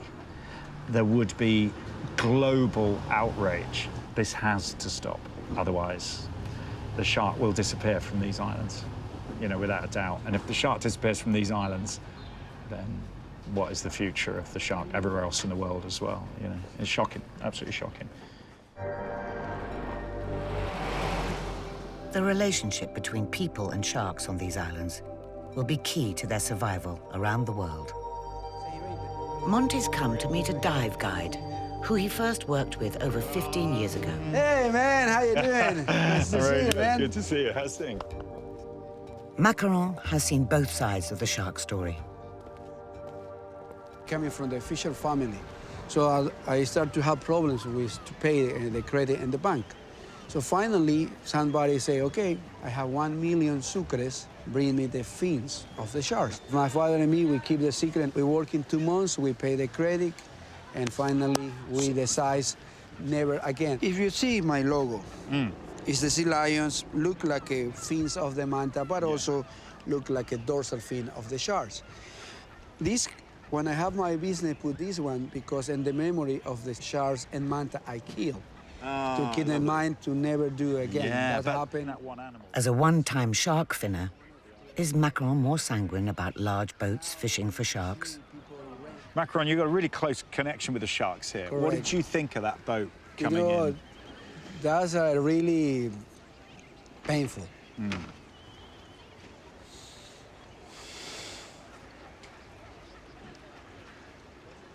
Because Galapagos depending on that, you know? Yeah. I feel bad for that. I hope the government take good decisions and control that situation. They have the great opportunity to let know to everyone around the world now, because it's now or never. So if they don't do nothing now, probably 10 years, we'll be here to talk about the other things, but no more about the sharks. You've got to get ready, haven't you? You're diving tomorrow? Yeah, we have ready 12 persons for tomorrow, so we prepare the last details. And It's a wonderful conversion that's happened there. He is an ex-fisherman. He's done shark finning in the past, and now he is the strongest advocate and ambassador for saving the sharks here. And one of the reasons is that it provides his living. Now, I'm not being overly cynical there, because he obviously appreciates the beauty and the value in terms of the ecosystem, but it also provides a living for him. Macaron's conversion shows that healthy shark populations are vital for Galapagos Islanders as well as Galapagos ecosystems. It's been estimated that a shark is worth 1,000 times more to the local economy alive than it is when it's just caught as a foodstuff or caught for its fins. So those epic shoals of sharks are what bring people from across the world. To find out exactly what is being done to protect these shoals, Monty is meeting with the Marine Department of the Galapagos National Park.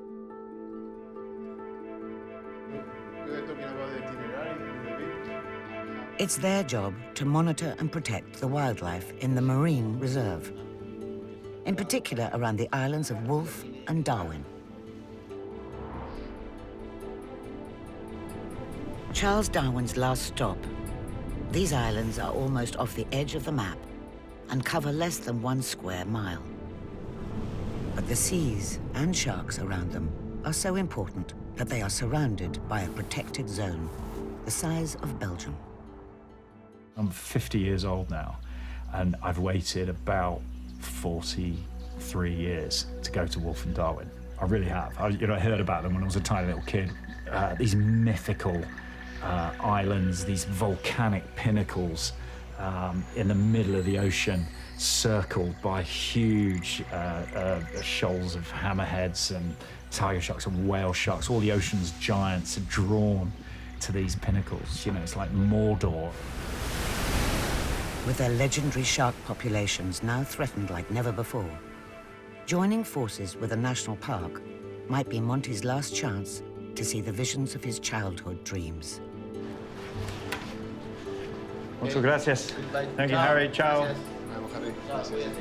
And help protect them into the future. That meeting wasn't the culmination of an ambition just since I've been in the Galapagos. It's the culmination of a lifetime's ambition, because I've been invited on a shark research expedition to Wolf and Darwin.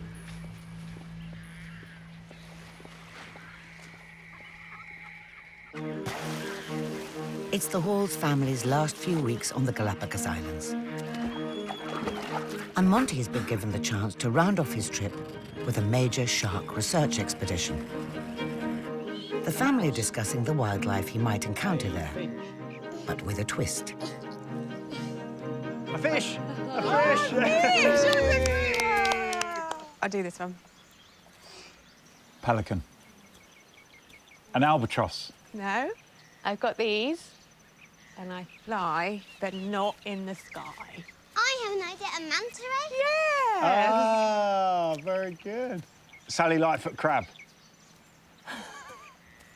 A squid? Snake. Molly, tell us. What is it? No, don't tell us. Keep going. Centipede?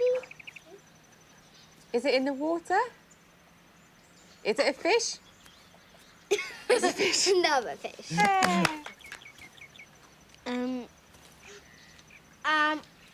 A feather. Something on the land. A giraffe? It's obvious. A carpet. What could it A possibly... turtle. Well done. Right, Moles, you're Okay, up. Moles, what are you going to do now? Is it a fish again? Is it a fish again? Fantastic. There's one animal that Monty wants to see above all others. A shark. Very good. Ever since I was a little kid, I've just been fascinated with sharks. It's one of those things, you know, my room was covered in shark posters, and I still remember seeing my first shark. I can see a shark over here. I can see some two sharks. For me, it was like seeing a dragon, like seeing a minotaur, a mythical monster made real. And I've just always been obsessed by them. I just think they're extraordinary animals. They predate the dinosaurs. There's just something about them that is utterly compelling, and that's never gone away from me. On islands as sharky as the Galapagos, Monty wants to find out whether his childhood obsession has bitten any of the local kids.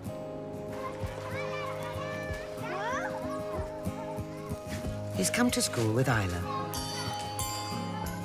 to give a talk about his favorite animal and to find out what it's like to share your weekend swimming spots with a top predator. How many senses do sharks have? 6. Genius. Emilio is having a swim.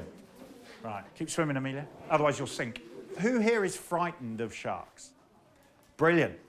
If I ask the same question to a group of children in America or in England, they all put their hands up. You're 290 times more likely to be killed by a hippo than you are by a shark. Almost everywhere else in the world, sharks provoke fear. But here, things are different. Around these islands, deep water upwellings mix with cold and warm ocean currents to create the perfect conditions for at least 33 species of shark, which makes these islands one of their last strongholds. You have an extraordinary animal off your coastline, and its future depends entirely on you. Local children embrace the shark, something Isla has seen firsthand. And Monty thinks it's time for her to do the same. They've joined wildlife guide Pablo, who knows a spot where Isla can do something she wouldn't have dreamt of just 2 months ago. What about trying to find some sharks, but in the water? How about that? Maybe 1, maybe 2, maybe 3, maybe more. There is no way, with all respect to them, but there is no way my parents would have put me in the water with a bunch of sharks. Of course not. Okay. I'm just so ready to go in the ocean. Let me know. No, wait. Okay. We're in. While Isla is raring to go, Tam is a little more cautious. There might be sharks down there that are probably as long as Mon, really. It's like me or Mon going in with a tiger shark or a great white. You know, it's a really, really big ones in comparison.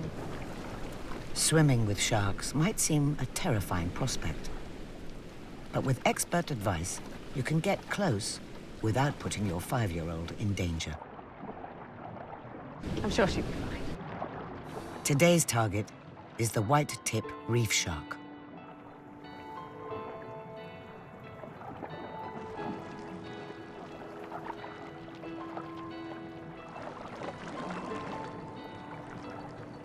And Pablo knows exactly where to find them.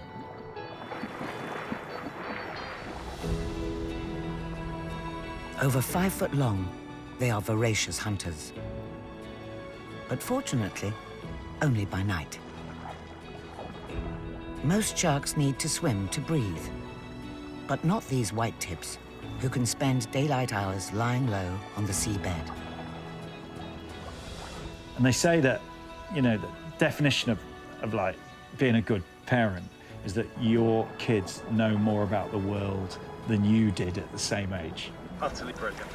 And maybe we can say that about Isla with sharks now. How is that? Bastards of them. Oh, amazing. I can't give you a high five because I'm wet. Whenever you're swimming with a shark, just be calm, okay? They can sometimes eat people, but they just spit them out.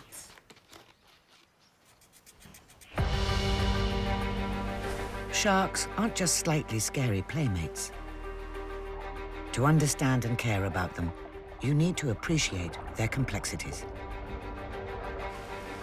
Although Galapagos is home to the largest concentrations in the world, even here, shark science is still in its infancy. Before heading off on his major research trip, Monty's joining a smaller team studying a very unusual species. The small, shy, spotty Galapagos bullhead, which could be just as important as its more fearsome cousins. So timing is pretty important for us because we want to know how long do we handle a shark. It's got to be as quick as possible. Yeah. We want to have the least impact on the animal we can.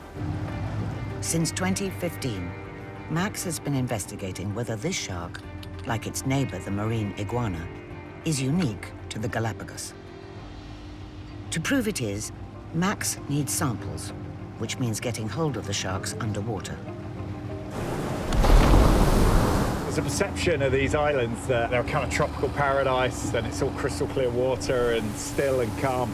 And it's anything but. There's huge currents that swirl around essentially the top of underwater volcanoes. And as such, diving here can be quite challenging.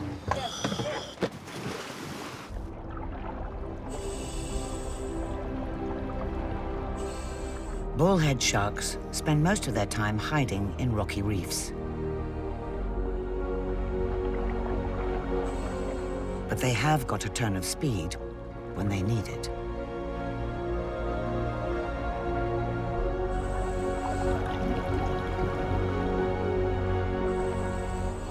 Target acquired.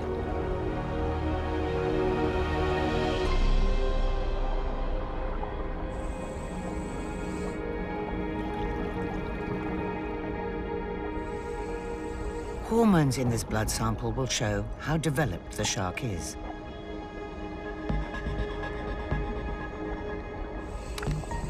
Whilst DNA will be compared with other species to see if Galapagos bullheads are indeed unique. Finally, the shark is measured and photographed. Its identifying spots are as unique as our fingerprints. 6 minutes from start to finish.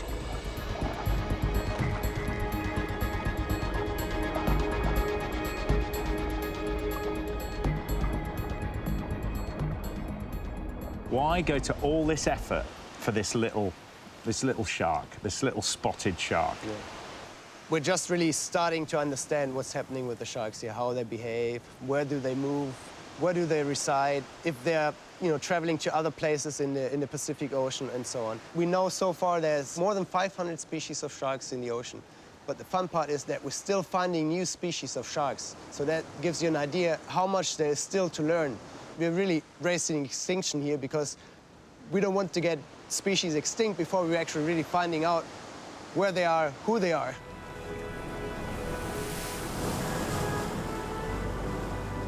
In an ocean where all sharks are endangered, The efforts of a single scientist like Max can make a huge difference to the survival of a species that might otherwise be accidentally lost forever. The Halls family have been exploring the Galapagos for 3 months. Right, up we go, let's go. Living like locals and finding out just how closely animals and humans share each other's worlds.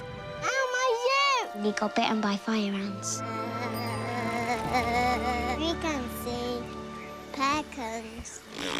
Moths! Now Monty has been invited on one last expedition of a lifetime to the remote island shark strongholds of Wolf and Darwin. I'm 50 years old now, and I've waited about 43 years to go to Wolf and Darwin. Molly! But Isla and Molly are due back at school in England. It's going to take a bit of time, but we're getting there, aren't we?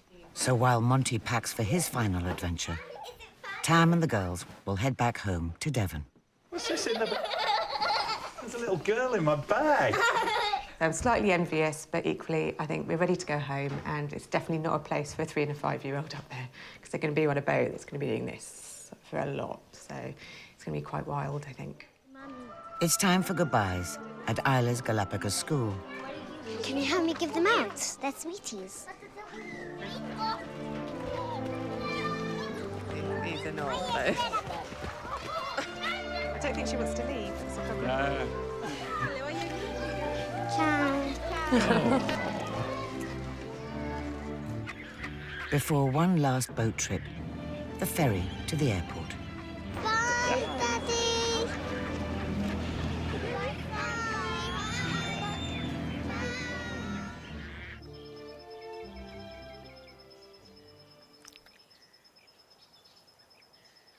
Well, just come back into the house, having dropped the family off at the airport. Look at that, it's like a crime scene. There's a half-eaten bowl of porridge, there's a mysterious deflated lilo. But listen to this. It's total silence. It feels very, very strange indeed. Oh, I miss them.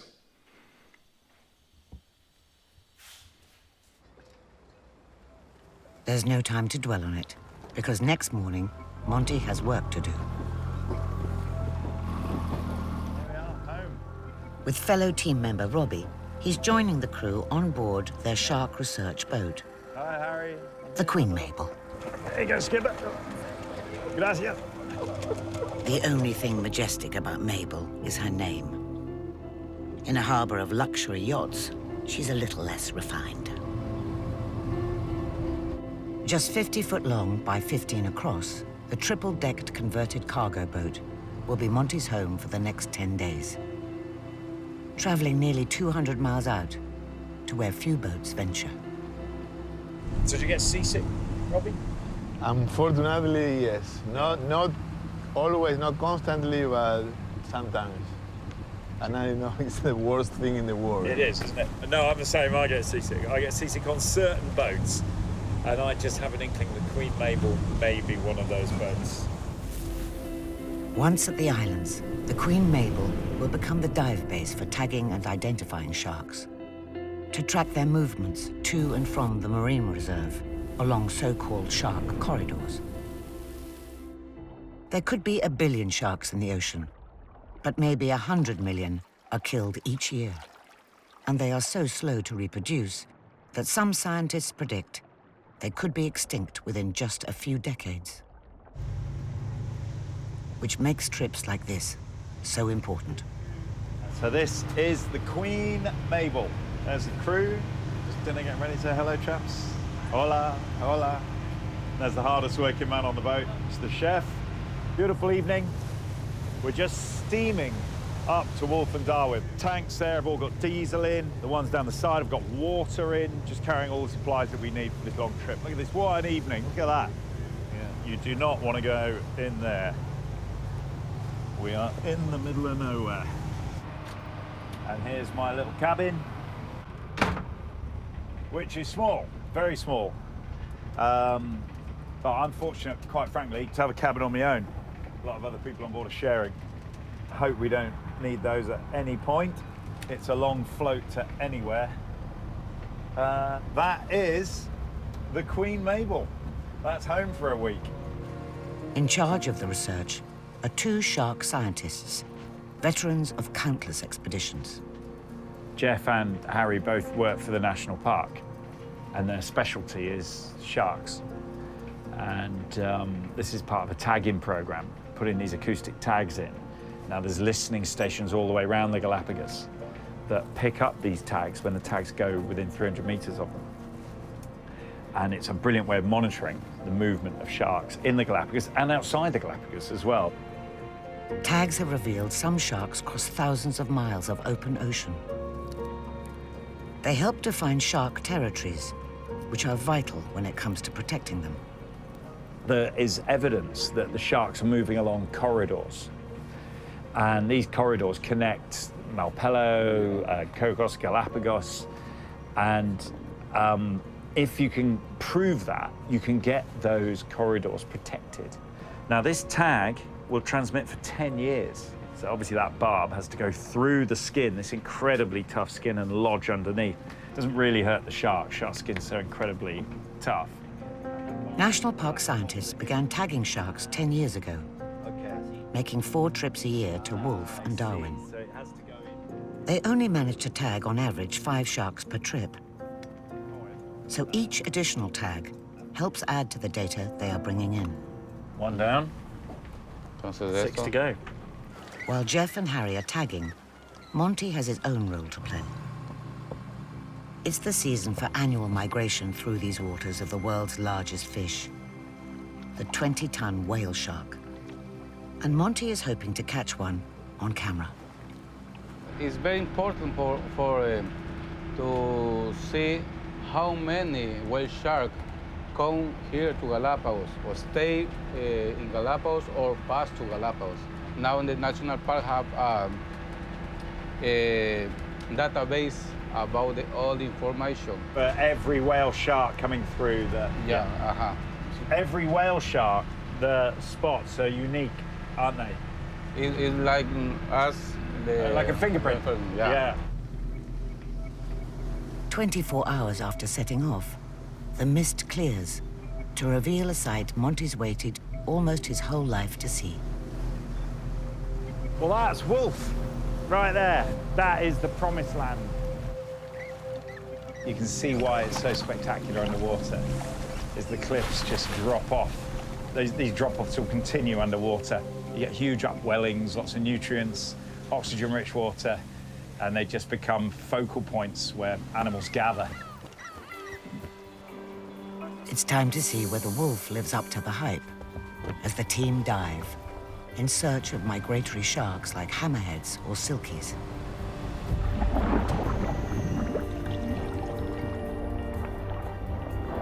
The huge variety of life shows how rich the sea can be when it's protected. As top predators, sharks preserve the sea's complex food systems. Losing them could have unpredictable and devastating consequences for many of these creatures.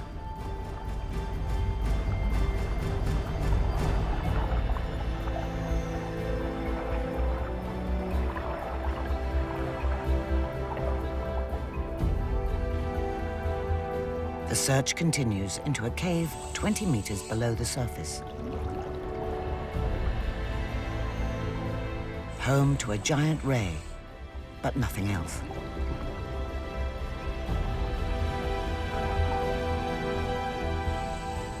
At one of the sharkiest spots on Earth, today's search has drawn a blank.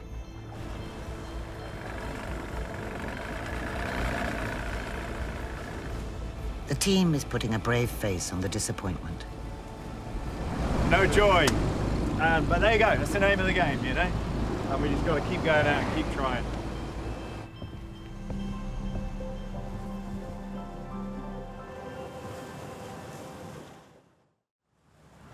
The next day, the worried scientists have switched to Plan B. Good morning. We've had to move. We've had to move from Wolf No joy at all. It's a little overnight steam to Darwin. We're not there yet. We're going to be there in a couple of hours, probably. So I've just woken up, so I'm going to go and get a cup of coffee. And hopefully today will bring all sorts of success. We'll see.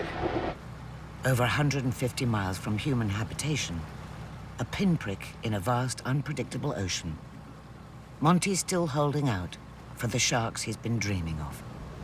That is Darwin's Arch, a truly legendary structure in the world of diving and biology.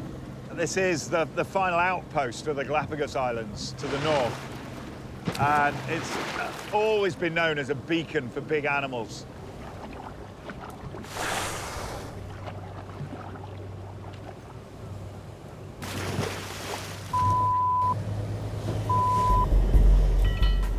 Someone's just fallen overboard. ¿Lo vieron? ¿Lo viste cuando en el momento que cayó? With currents running faster than 4 knots, they need to get to him fast.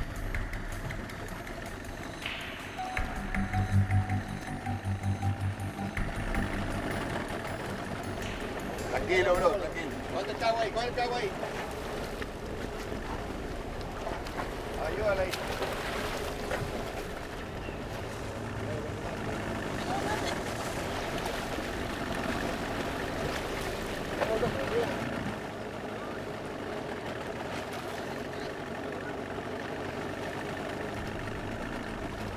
He's back in, thank God. Look out there, you wouldn't have a chance, would you, seeing a little head just bobbing around out there?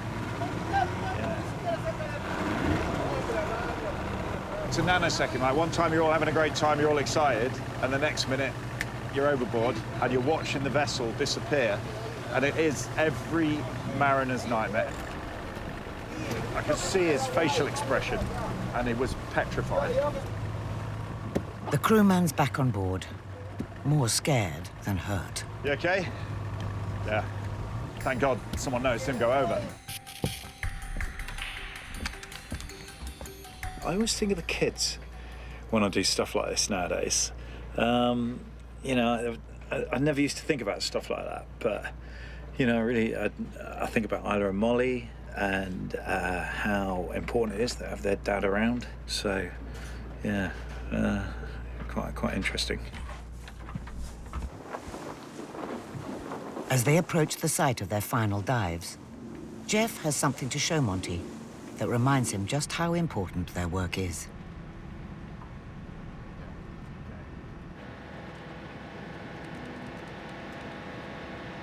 This is footage of a whale shark, dead whale shark, a juvenile, young one, being lifted out the hold of the Chinese fishing boat.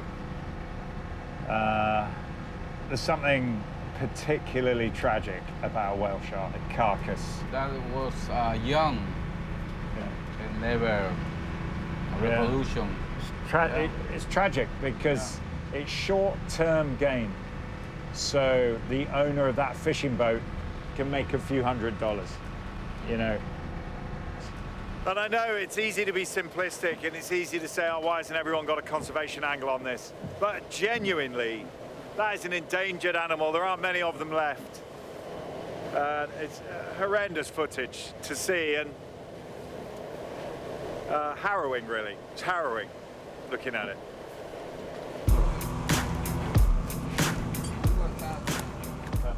The stakes for protecting sharks are higher than ever.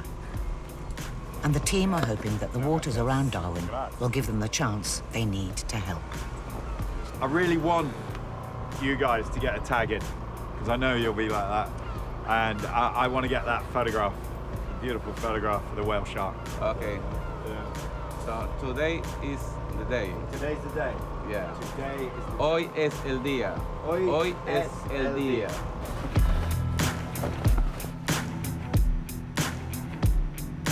For their last throw of the dice, the team are out in force. The success of the whole trip rests on this final dive. So there's no room for error. the initial phase, I'm just trying to work my air as best I can. I'll stay a little above you on the reef, but I'm always watching you. And if you see anything, just wave it down, I'll come straight over.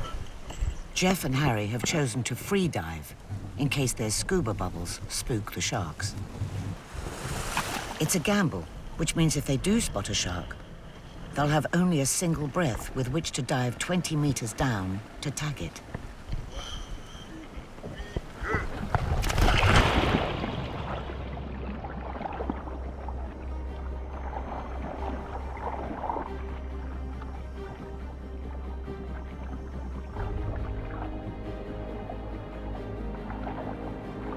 At last, the sight they've crossed the ocean for.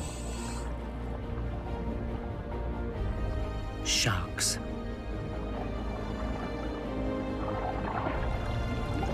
Darwin is famed for its hammerheads, but over 2.5 million of them may be killed every year for their fins.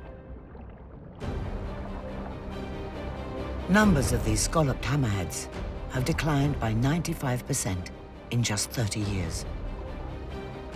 They can swim at up to 30 miles an hour, a huge challenge for taggers on a single breath. Below them, a silky shark. Jeff shoots the tag. It doesn't stick. He has to surface for air.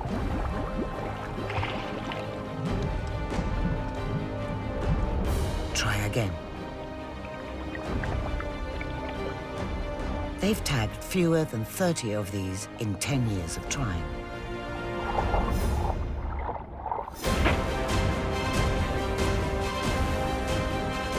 At last, a tag sticks in one of the most important species here.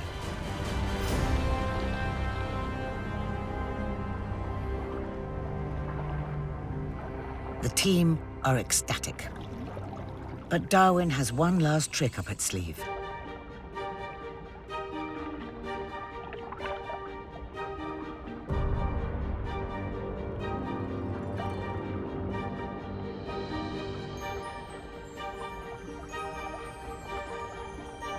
A whale shark.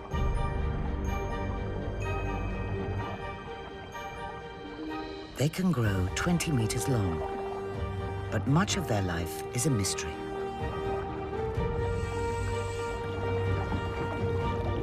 No one's ever seen them mate or give birth, and we don't even know how many of them exist.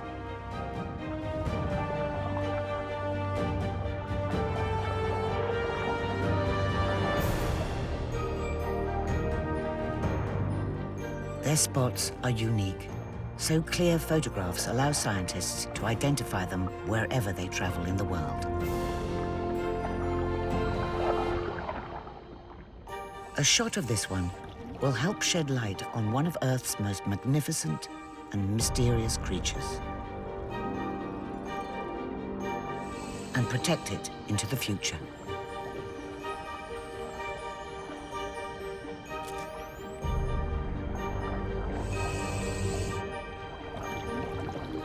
Monty thinks he's got it.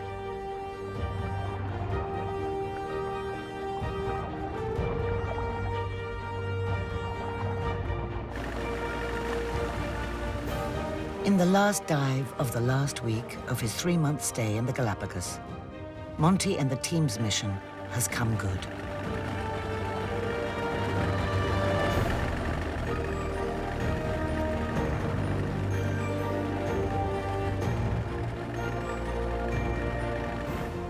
Belter, isn't it? That's going to be a belting shot. But lovely, great for the ID, because you can see every marking right along the flank and left-hand side. Yeah, identification, yeah. Female, yeah, pregnant. Pregnant female, yeah. Immense. Huge. The photos and tags from this trip will produce invaluable data for years to come and help protect Galapagos sharks and all of our oceans. Nice dive today. I'm a happy man now. Go home now. Go home, we're all done. Go home. Home beer. Success at the island of Darwin is a fitting end to the Halls family's journey of a lifetime. He's very big. And the perfect time to reflect on the original adventurer to these islands and what he would make of them today. Charles Darwin visited these islands 183 years ago. He would have been distraught at certain things.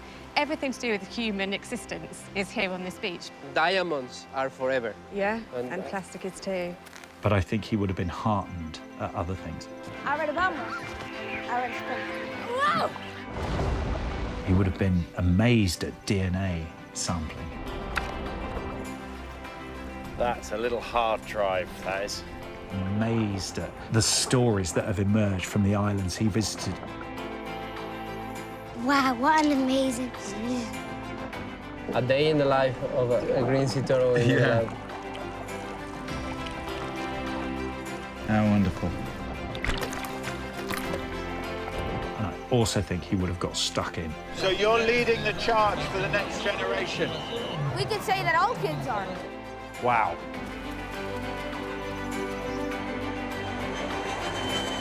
For the Halls family, it's the end of one adventure.